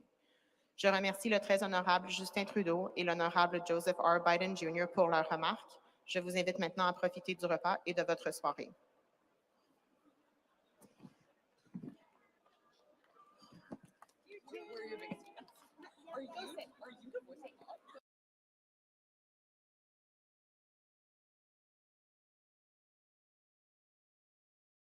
That wraps up the remarks. The speeches from the Gala in Ottawa tonight with Prime Minister and the President of the United States. Hang in there. I'll be right back.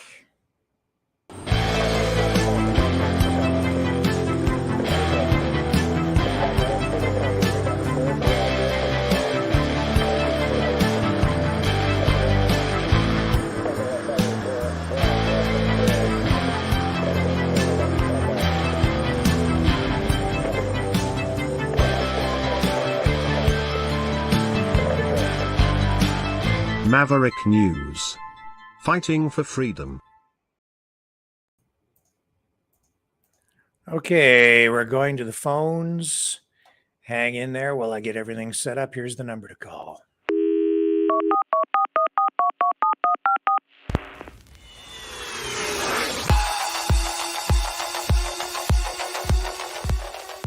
Join the conversation. Call 1-833-975-3733. That's 1-833-975. Free. Speak up. Speak out. Make your voice heard. Maverick News. Fighting for freedom by defending your right to free speech. Be a Maverick. Join us.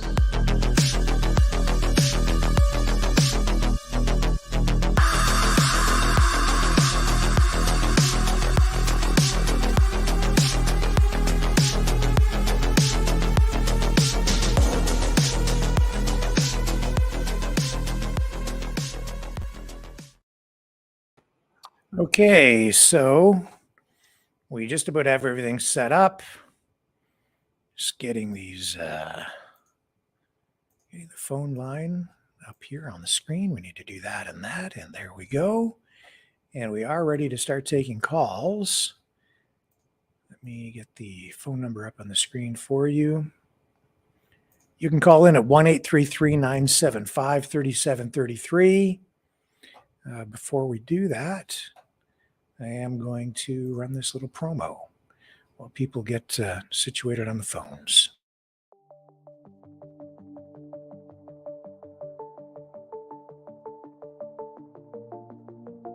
Greetings, brave Mavericks. Our quest for truth continues. We go beyond fake news. Together we expose propaganda. Together we pull others. out of rabbit holes. We are maverick thinkers. We are all unique individuals, defenders of individual rights and freedoms, credible, trusted, grounded in reality. Maverick News, Maverick News. Defending free speech, free speech. Donate at freedomreporters.com. Do it now. Tomorrow may be too late. Maverick News. The world is watching.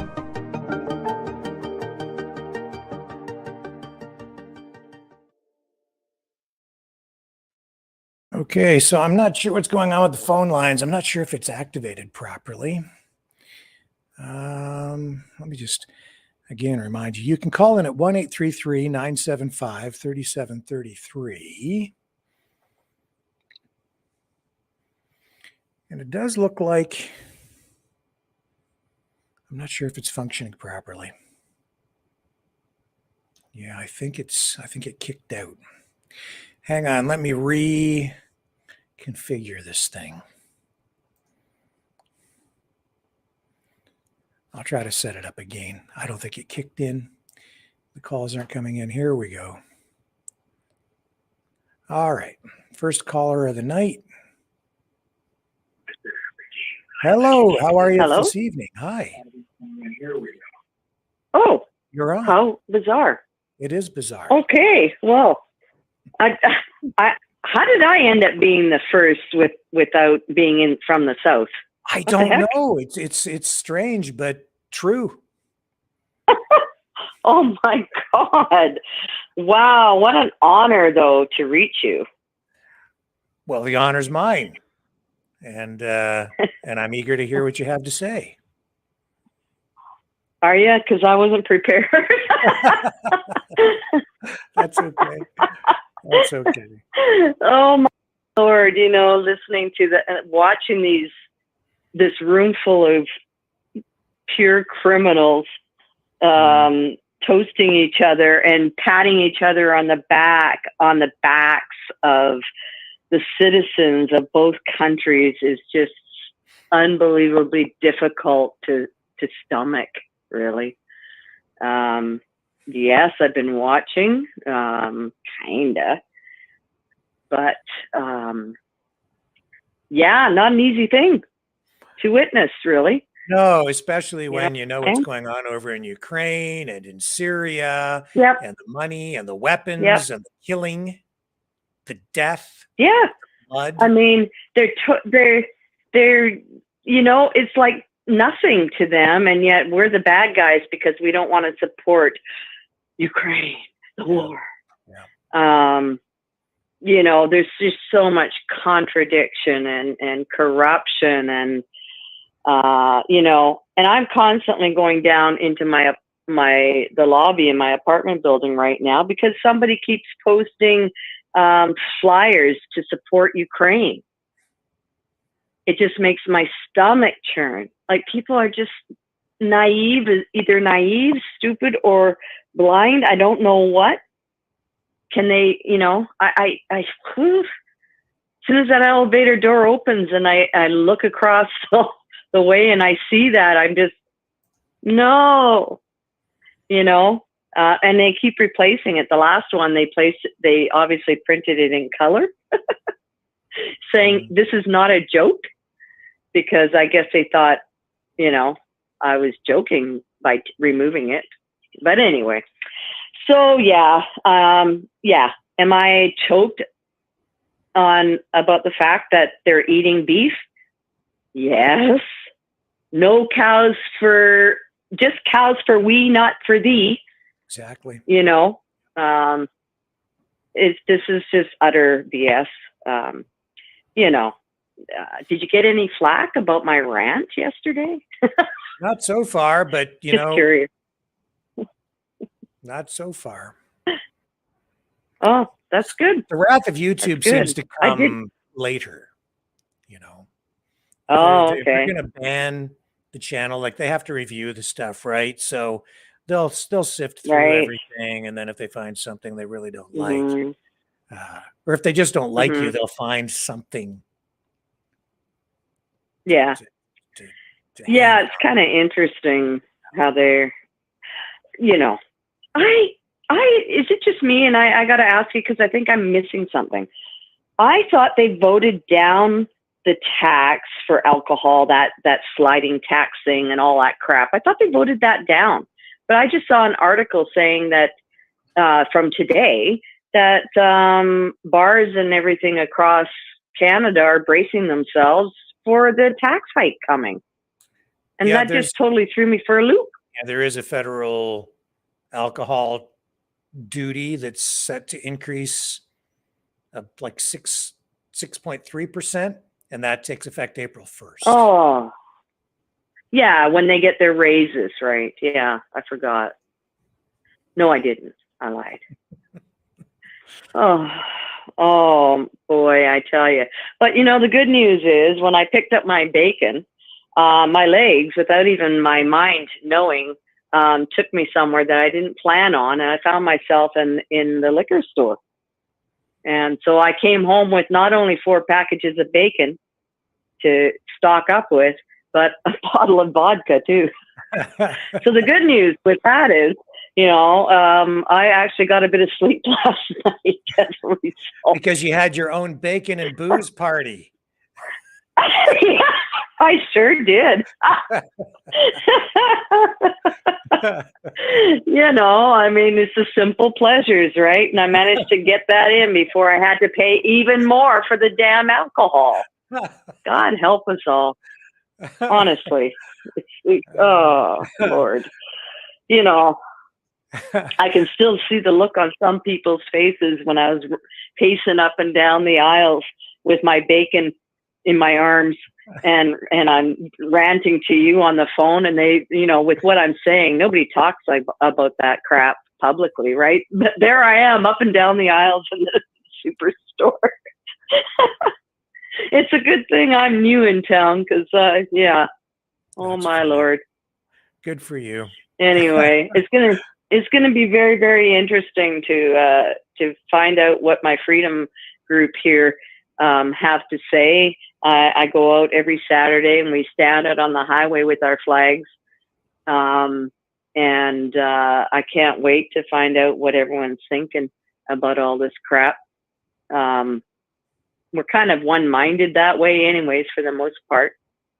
But I'll give you an update if you like when I find out what everyone has to say about what's going on with all this, with the Biden and yeah, I'm sure there's going to be a lot of people venting tomorrow, and we only do it for 2 hours, and those 2 hours go by very, very quickly.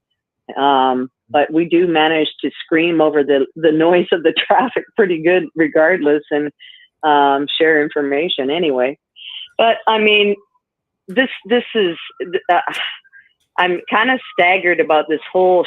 It's like such a charade. And how come Sophie isn't having dinner with them? I noticed their seating plan there, and I didn't see Sophie having dinner with them when at the table that he was sitting at. I'm not sure. They It's did very announce her. We weren't broadcasting at the time, but I was monitoring. She's there. Oh, okay. I heard them Yep. announce her name. So I believe she is there. I don't know why she isn't sitting with him. Maybe they are, but it just didn't appear to be. I don't know. Maybe the rumors are true. Well, that, you know, well, should I say it? No, I don't need to say it. We all know, right? Probably.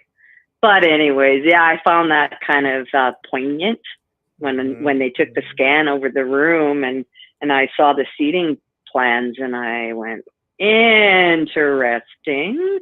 But, you know, I mean, and about the two Michaels, what the hell? What the hockey sticks? Really? I mean, I don't know about you, but I saw the look on their faces when Freeland was making them, pretty much forcing them to stand up and take a bow. Yeah. And their faces look incredibly pained. They looked very uncomfortable. If you read any body language or anything, that was very uncomfortable for me to even watch. I mean, because now they know that they were kept in prison much longer unnecessarily and for the reasons to benefit the Liberal Party. Yes. How would you feel? I'd be right pissed off. Right? Yeah. I mean, that was really painful for me to watch, eh? Mhm. Really painful for me to watch. I mean, I don't even, did they actually go to the dinner? If I was them, I'd tell them to stick the dinner where the sun don't shine. But that's just me. You know, I mean, I'm pretty. I was surprised to see them there myself, but politics. Yeah. Who knows what's going on there? Politics. Oh my goodness. Yeah. I mean, you know, of course, Paul Revere did his, squeaky clean. His hair's all trimmed up and, his squeaky clean, approach with everything and stuff. But I mean, again, he's still supporting the war the way he is. I find it incredibly troubling. He's very slick with what he has to say. But so was Trudeau in the beginning too. He ain't so slick to me now because I see through his BS so readily that it just makes it so cringeworthy that I have to have a shower. Thanks a lot, Rick. I've already, I'm going to end up with 4 showers today. Well, I'm sorry about that. No, you're not. You lie. Least, as they say, like a rug. At least you're informed. Yeah. Oh boy. Yeah. Unfortunately, most unfortunately. But anyways, I don't want to keep you. I didn't even plan on phoning in and bugging you, but when it looked like you were having trouble, I was just kind of curious to see if your phones were working. I don't know. And then all of a sudden there you were. It didn't even ring. It was like beep, hello. I was like, what the? Well, if you want to destroy a YouTube channel and have people not call you, all you have to do is just run Justin Trudeau and Joe Biden all day, and you're ready. No doubt, eh? Well, yeah, exactly. I mean, that's I've had a lot of people saying, can't watch it, can't do it, no, can do it. But I tamed my way through pretty much, and yeah. So when is he gone, by the way? Tonight. I believe tonight. I don't know if he Thank the Lord. Don't know if he's staying over tonight. But anyway, he's not here tomorrow. Yeah, he keeps threatening that. He keeps threatening he's going to stay forever because we're so friggin' nice. Oh yeah. Like, stop that. Like, that was a cringeworthy moment. I don't know about you, but there were a bunch of cringeworthy moments today with him, man. Right? And I salute China for standing up. I mean, Canada for standing up. China. Yeah. That was priceless. Like, I spit my water out. At that point, it should have been vodka. And then during the news conference, as soon as Trudeau threw it over to Biden, he had to clear his throat. He couldn't get, why don't you just hork up a greenie and spit it out, pal? It's like, yeah. Sorry. Oh my Lord. Oh man. Yeah. Oh, he's brutal. Oh, it was. But you know what? I got to tell you, I don't know if it's just me noticing it, but many times there's a Biden that's doing speeches that has lots of freckles and shit, and he's a lot more disoriented. But this Biden, I mean, unless they used spray makeup or something, this Biden has 0 freckles. Like, his skin is so unmarked, it's almost scary. And he's actually a little more alert than the freckle Biden. Like, what the heck? It is a little weird. Like, and we can't talk too much about that here on YouTube, but I know what you're getting at. I do. I'm trying to be very careful. Yeah. I wonder, there was that one video, right, where the guy hardly ever blinked, and it was like, what is that? Yes. Like, what's the ever-loving, like, hello, somebody gets a water pistol or something, like, quick. I don't know. What the? Bizarre. What did they pump him full of drugs, or was it like, what did they do? Put some computer-generated thing up? I don't know, but that was weird. I don't know. It very, like, there's a lot of questionable stuff. Oh, and by the way, I don't know if you saw it, but Freeland, not Freeland. Oh, Lord help me. Jolie? What's his name? Was trending earlier on Twitter. The guy, he's in the hospital. What's his name? Oh, my mind just suddenly went blank. And I heard he died. Oh Lordy, what's his name? I don't know who you're talking about. He's the politician in the U.S. Just give me a moment. I'm scrolling through my posts here, and I'm getting there. Fetterman. Oh, right. Yeah, okay. Right? Yeah. Okay, Democrat. so I heard he died. Yep. And, it's been trending like crazy on Twitter. What's going on? Because all of a sudden there's a picture surfacing and they're saying it's Fetterman. Excuse me, but that's a totally different human being standing there. Like, it ain't Fetterman. So they put the two pictures together, and they even tried to show a picture of the new Fetterman next to the wife. Sorry, man, but we're like, whoa. Like they honestly think we're just totally brain dead. And the water, by the way, like now it's come out, like there's been lots of proof that, they're poisoning us in the water with the fluoride and, all that kind of crap, right? I don't know where that came from. We've really got, I understand, but we really got to pull back. Yeah, I'm getting. We are getting. I know, I'm getting sidetracked. Into hot water. We're getting into. With, YouTube. Sorry. No.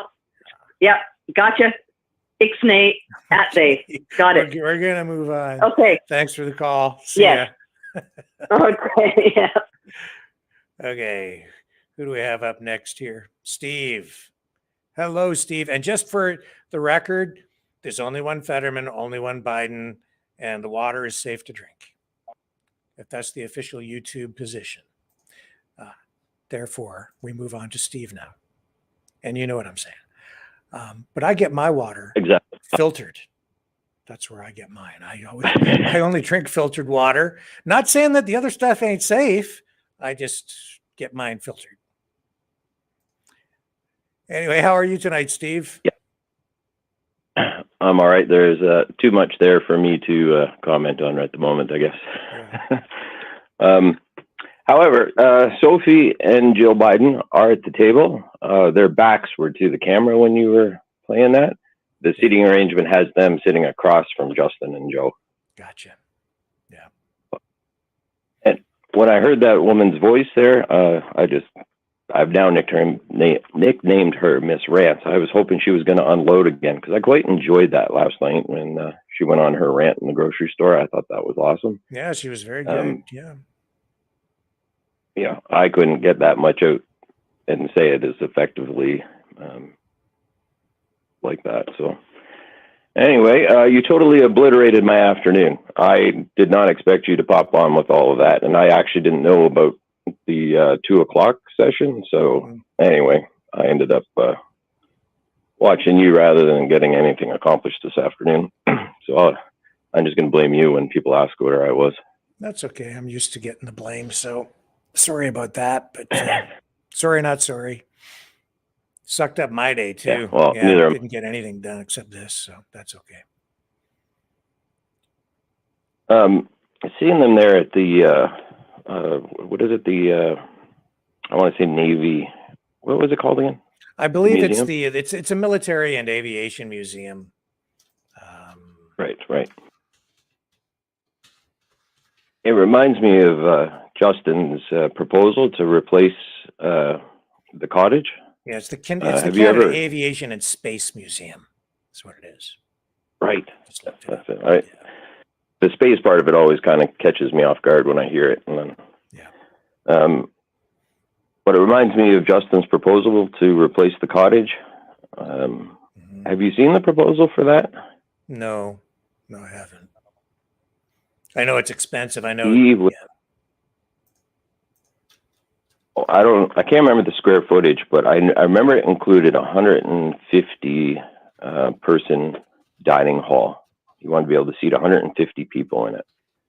So I don't know if they plan on having it on that same site or turn that building into a historical site and then have the, a new cottage built kind of thing. But I remember I was dumbfounded at what he hoped to have in there. And there's an entertainment part of it. I don't remember what it was, like a badminton court or a bowling alley, or I don't know what it is, but I think there's an entertainment room in there as well. Yeah. But I was kind of concerned that maybe he was planning on never leaving.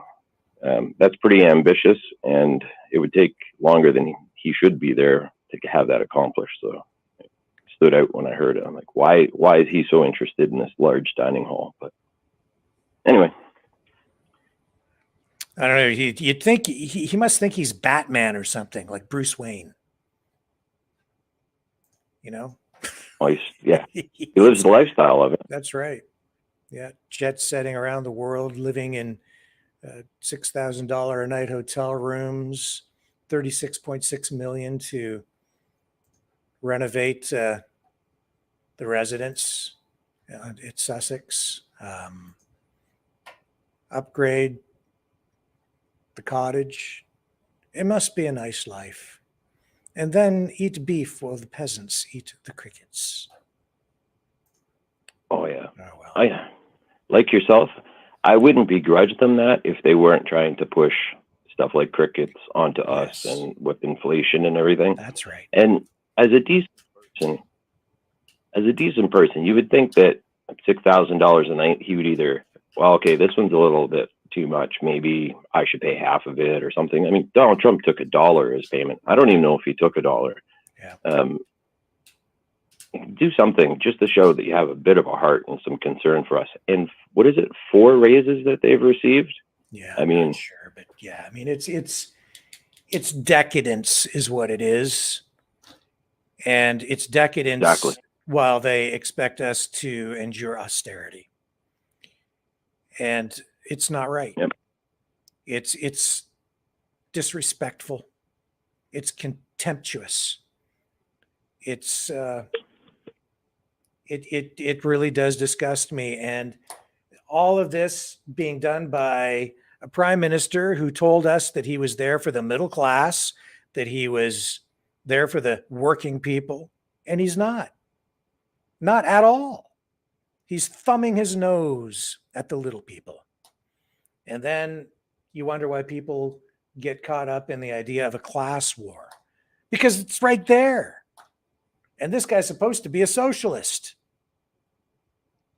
Well, if that's socialism, count me out, but I don't think that's what people, that's not socialism for the people.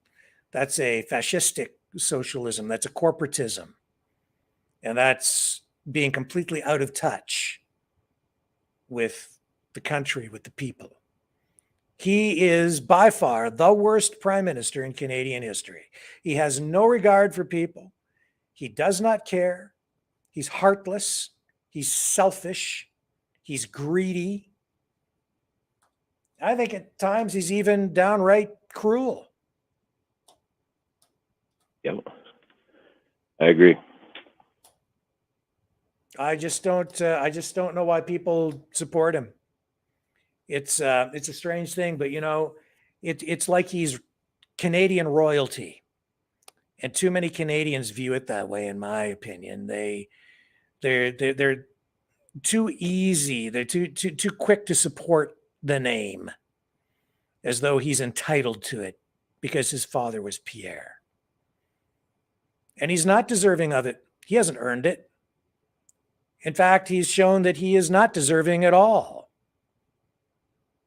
Man, I'll tell you, like if I was the prime minister, I'd be frugal.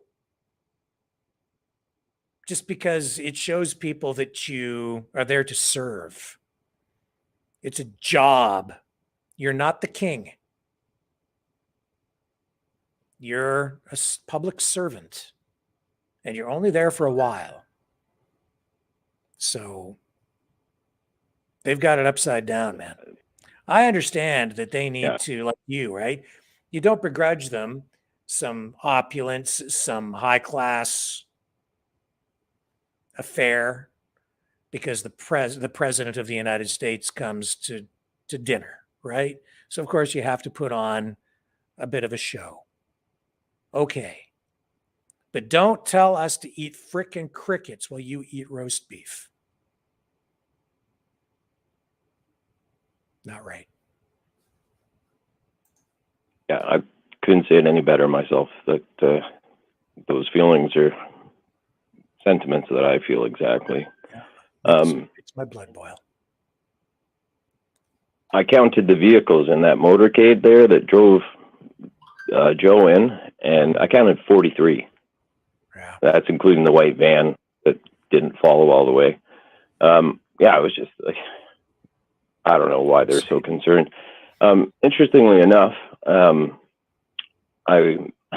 was messaging with somebody earlier, and they were talking about a family member who was traveling to Ottawa, and they said, oh, they just messaged back, and they're going to take one of the back roads because of all the stuff that's going on in Ottawa.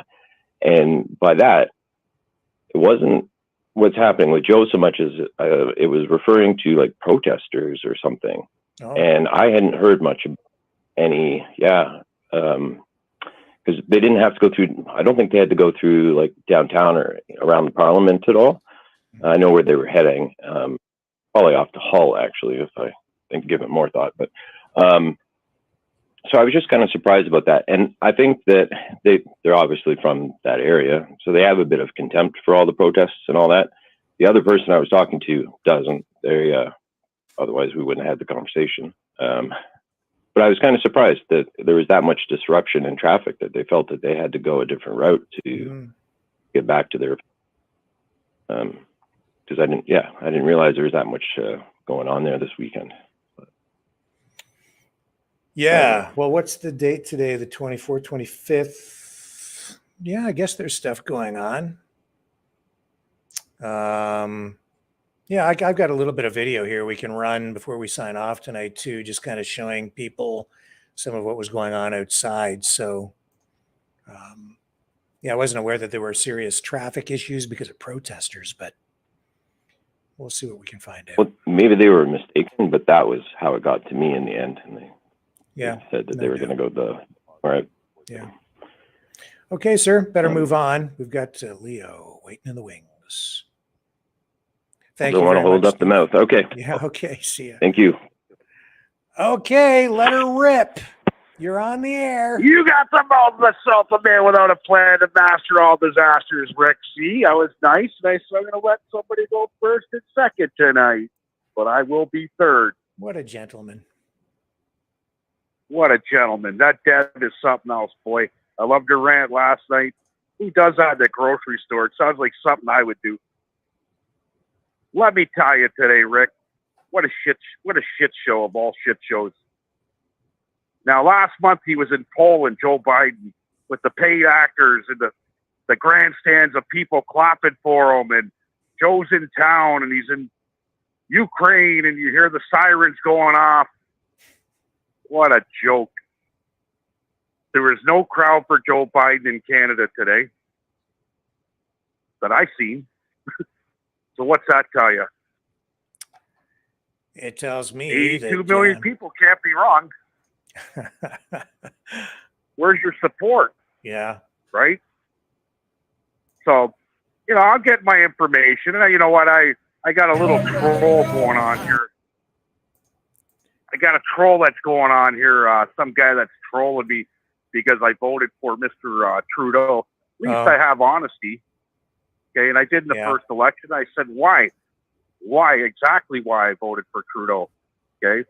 Well, I'm not headed that way, but I'm trying to get more information on everybody else, minus Jagmeet Singh and shit teeth Elizabeth May. Mm-hmm. Okay, with all that money, she could have got her teeth fixed. Okay, and Pierre Poilievre last I was watching, he was talking about crime. And he said, right here in Calgary, where I am, some guy with a gun walks up to the other guy and says, give me all your money with the gun. And the guy says, you know who I am? And the guy says, yeah. He says, you know who I am? He says, no. He says, I'm Justin Trudeau. He said, in that case, give me my money back. And I thought that was pretty funny. And he is pretty comical. And I like that. I like that. That's, you know, you got to be humorous. And that he is, right? Yep. But on the other hand, to see, you know, here we go. Let's send our troops into Haiti.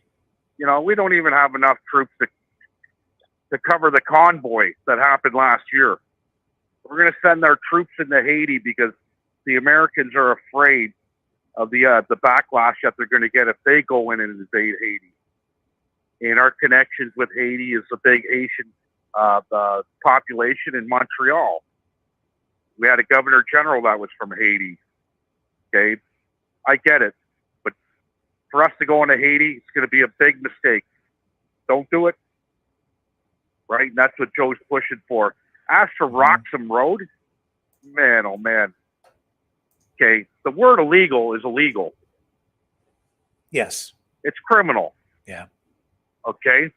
Now, when you have people that are crossing the border illegally, that's criminal. Plain and simple. Yep. You know, I've been on probation, a conditional sentence, or a jail sentence for the last 27 years of my life. I've been on bail, and I'm still on bail today as I speak it right now since 2018 for pot. Why? Because it was illegal. Okay? These border jumpers, not only is it illegal, well, we see what happens. You know, they're staying at the Holiday Inn in Windsor, Ontario, and I know the price. Back in 2008, I stayed there for 6 months while I was renovating my house at a cost of $3,200 per month is what I was paying at the Holiday Inn while I was renovating my house. So they're all staying in the same hotel I was staying in, and that was 2008. So the rates might be a little bit higher today. I can't see them going down or getting a discount. Then you have the food bill on top of that. Well, I hope they're getting a bit hear of a me, Rick? discount. I can hear you. I hope they're getting a bit of a discount. But yeah, that's crazy. I highly doubt it. Yeah, me too. It's government money. Yep. Right? You would think anybody get a discount would be Justin Trudeau at $6,000 a night for a hotel room. He ain't getting no discount. That's our money. Yeah. Believe me, they're going to pay the fullest and the largest amount that they can to try and justify where the money's going, right? And that's what they do. That's our money. And these people crossing the border should have been turned around 8 years ago. Mm-hmm. You know, to ask Joe to help us on our border. It's our border. It has nothing to do with America. But we're paying for it, right? So for Pierre to ask even for Joe Biden to help us on our border situation, it's simple. You close it up. Yeah. You know, we got a thing called the reserves, okay? And they're military, part-time military. Put the reserves on Roxham Road. You're not crossing anymore. Game's over, okay? So I want to see how this is all played out now that they're saying at midnight tonight it all ends. Mm-hmm. Right? That's the day. Is today it all ends for Roxham Road. I highly doubt that because you know what? I live on the border. I live 1 mile from downtown Detroit, and I'm on the water all the time. Now I'm going to be seeing boatfuls of Haitians or whoever else coming across to our side on boats, and they're going to land that way. I would imagine there's a frenzy at the Roxham Road border crossing right now with people trying to get over before they shut it down. I hope there's exactly. You know, and I watched a show on it last night. I think it was Rebel News, and the taxi drivers in New York that are driving them. Okay, the mayor of New York City that are giving the people bus tickets to get out of New York to go to Roxham Road. They're giving them the information on how to do it. Yeah. Okay, and you cross, and you tell, okay, detain me. They detain you. Boom. My daughter turned 25 the other night. Now, I put up a post on Facebook, but I took it down in a hurry because my wife said, don't put that up there because my daughter, you know, I didn't ask her, right? So, well, this is what happened to her. She went over to Detroit 2 nights ago to buy a dress for her birthday party this weekend. She was detained for 2 hours at the border, okay, and sent home because she don't have the jab. And I put that on Facebook and I pulled it down, right? So, because she don't have the jab, she was detained for 2 hours and sent home. Yeah. How many of these people coming across that Roxham Road have the jab? Probably none. They're coming from places where there was no job. That's right. Which is all right in my eyes. I don't care about that. But I mean, reverse it, right? We're letting Americans over here that don't have the job. Not that I really care about the job, okay? But it has to work both ways. Well, my daughter can't even go to the States, and I live 1 mile from Detroit, right? So she can get a better deal on a dress over there. So it's sad. But I got a confession to make, Rick. All these super chats I've been giving you, I thought they were coming out of my bank account, right? Well, my wife looks at my credit card, and she goes, "What the hell is all this?" Okay, a little bit here, a little bit there, a little bit there, a little bit there. I said, I don't know. It must be my son on his PlayStation downstairs ordering games. She said, "Really?" Because he did it before, right? So she comes up. She goes, "Are you ordering games on your dad's credit card again?" He goes, "No, I'd ask if I did that." And she shows, my wife shows her the phone. She goes, "That's Dad, that's super chat." She knew exactly what it was. I tried putting it on my son. But oh well. My wife laughed anyways. Well, So that's all that thank YouTube. you. That's all that Rick Walker. That's all that Rick Walker money you're giving him. Sorry to I get you thought in you'd trouble like there, that, my buddy. friend, with your better half. Sorry about that. I thought my son would have been stand up and at least take the hit for his pops. Little rat. Well, it's appreciated. It is. It is. And everybody out there, you know what? It's only a little bit, and I've stated before, for the price of a cup of coffee a day, not only can you help a poor Ukrainian fella, but I think Rick Walker needs it more than the Ukrainian fella, because his phone bill's got to be high, way high in the sky. Thanks, It is Rick. that. Thank you, Leo. You have a great night, my friend. All right, let's move on to Rob. Hello, how are you? How you doing, Rick? I'm okay. Calling from Alabama. Alabama. Where are you calling from? No, that I actually I live in Louisiana. Louisiana. Sorry about that. Yeah, Oh, it's I'm a French you. Okay, Canadian. I got you. Yeah. Welcome back, sir. I'm not without words, of course, but you know, I'm gonna use code word when we talk about this water thing. You know, somebody says they're gonna do something with water. So, you know, you're welcome to view that video if you like. I live in what they call Ascension Parish. It's in Louisiana. It's Ascension with an A. And just read the local news about what's going on here, you know, down in Louisiana.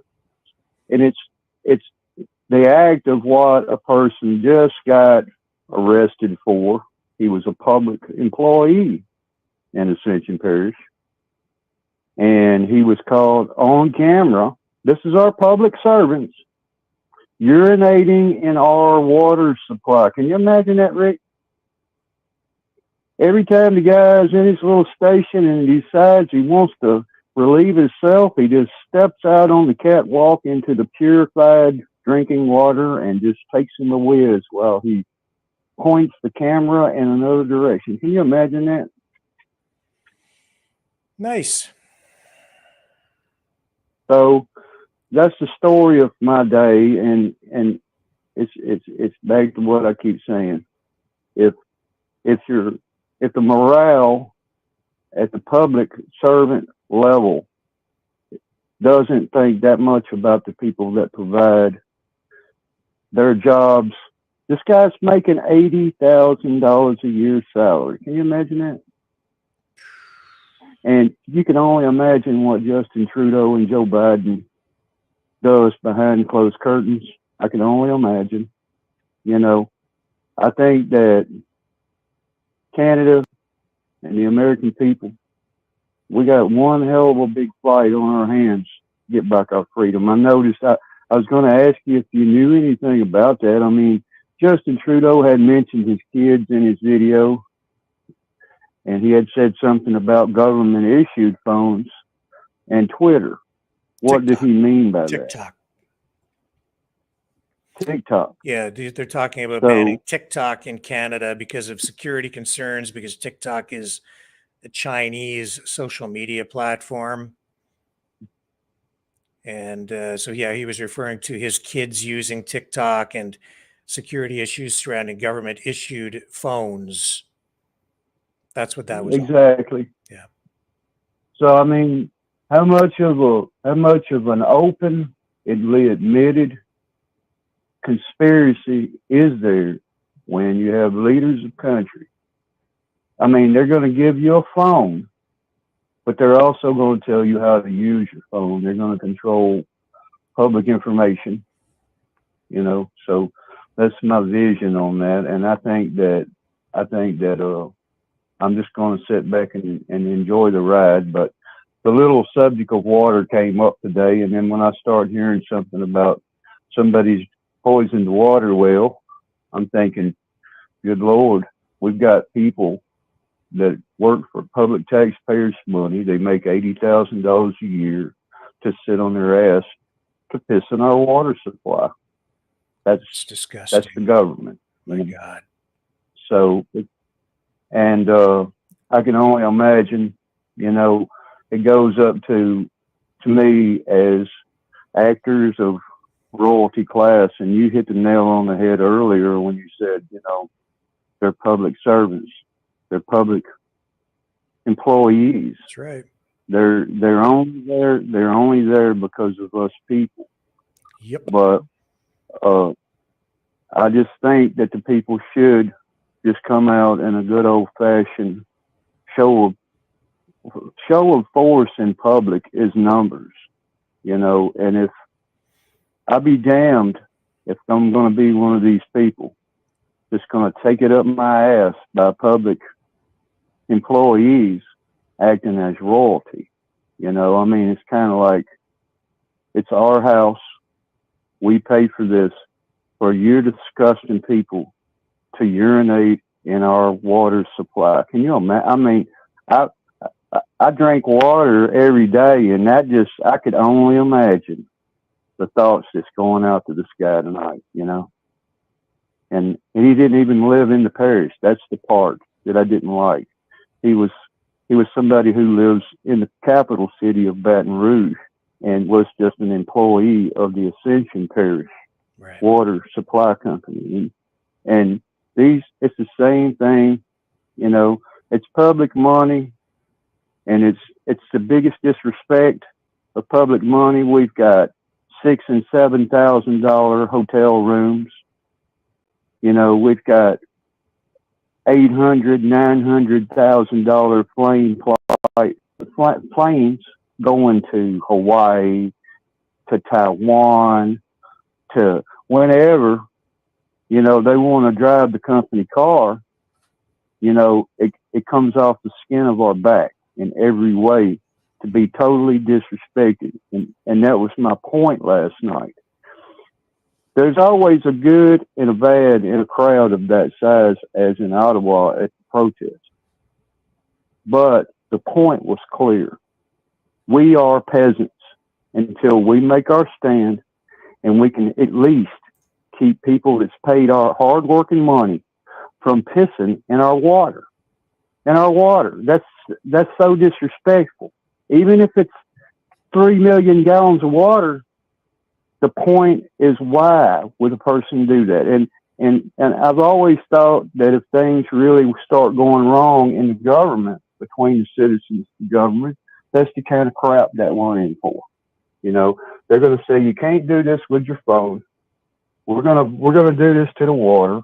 We're going to short your food. We're going to keep you from being able to cross a border.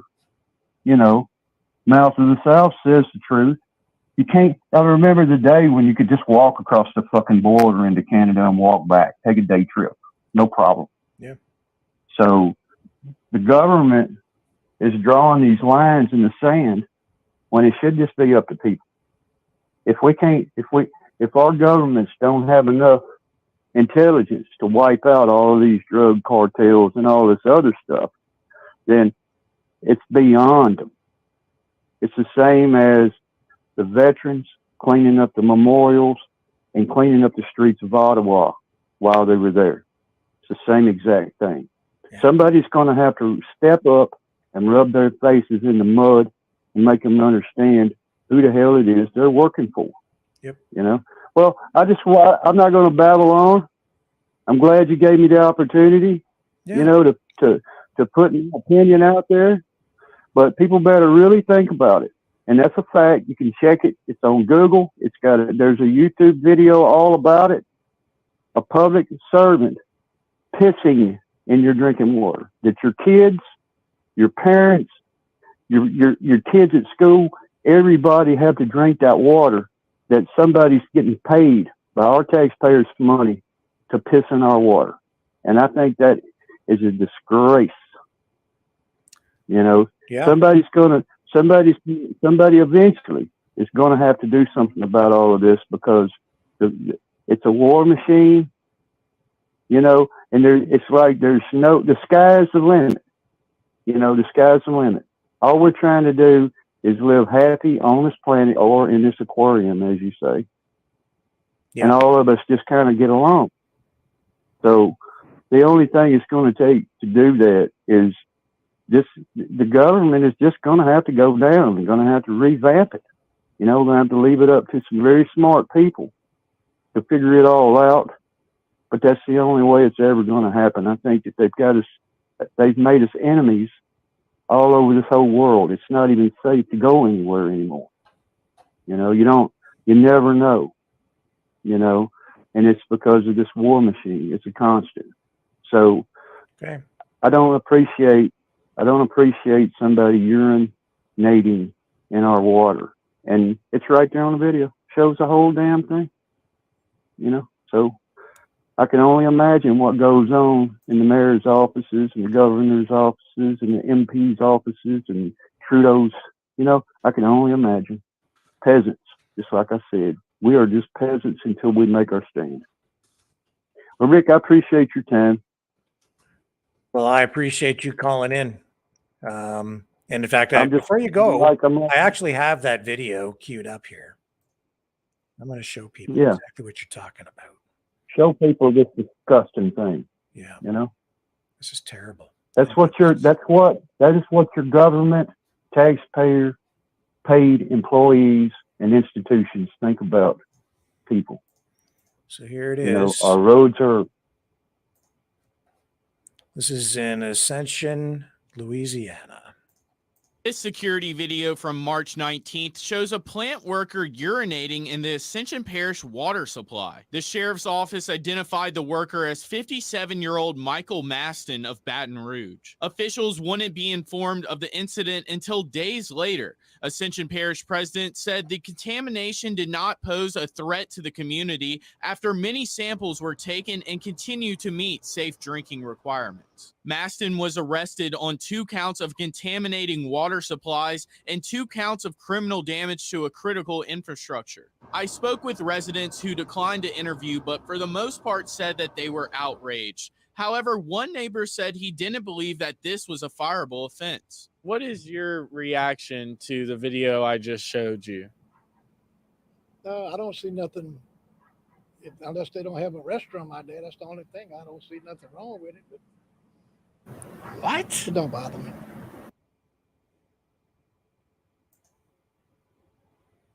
It don't Kids teaching at Columbia, a bother school that you don't even need to take the SAT. It bothers me, and I don't even Can you live there, imagine? man. Can you imagine? And that's somebody that runs our local governments that's denying it up until the fact came out. That is an insult to me and everybody that lives inside this parish and inside this country and in Canada too. And it's kind of funny. I think sometimes you may be hacked, because I just had mentioned last night how Canadians and Americans are essentially brothers and sisters. And then it's all of a sudden, we're like family. Rick, you and I, we're family. Yeah. According to the big wigs. But all the signs are there. I think that it's a total disgrace on what it's all of this shit stirring that, and we're paying for this. We pay for this instead of having people that we pay and represent us to just do their jobs. Once they get in their office, they start telling everybody what they're going to do. They become the boss. Right. You know, and it's kind of like, come on. Just, I hope they got the guy in protective custody inside whatever that was. And I wouldn't want to be physically within a half a mile of this guy, only because I think he's just a total disgrace. I agree. To have a job that pays you $80,000 a year to sit on your ass, and then you go out and you urinate in our water. You know, what kind of idiot are you? So anyhow, appreciate your time, Rick. I figured I was going to throw that out there. You got to talking about water, you know, and that was an excellent discussion about the water, because guess what, ladies and gentlemen, it's true. You know, it's true. And who knows how many more of these scumbags that are on the public ticket out here doing stuff. Who knows? Who knows? You know? So keep that in the back of your mind, and I will talk to you later, Rick. You betcha. Have a good evening. You too. Great call. And disturbing. Unbelievable. Unbelievable. Well, folks, that gets us to 8:30 p.m. If you haven't subscribed, please consider doing that. Hit the notification bell if you do subscribe on YouTube. Consider subscribing over on Rumble as well. We're growing over there. Like, share, subscribe, like and share on Facebook.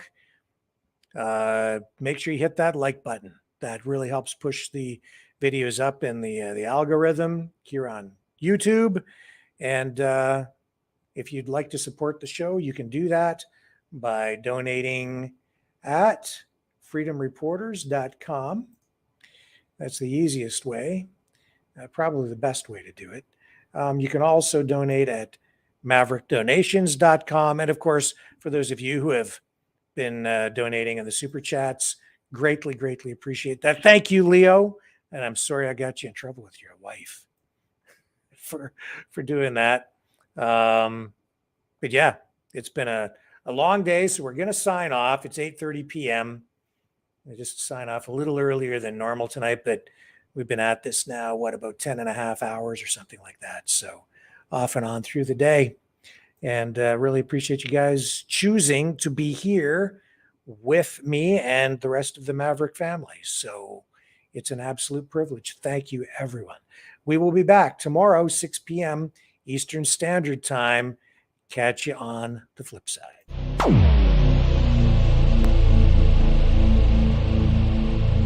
This has been a Maverick Multimedia production.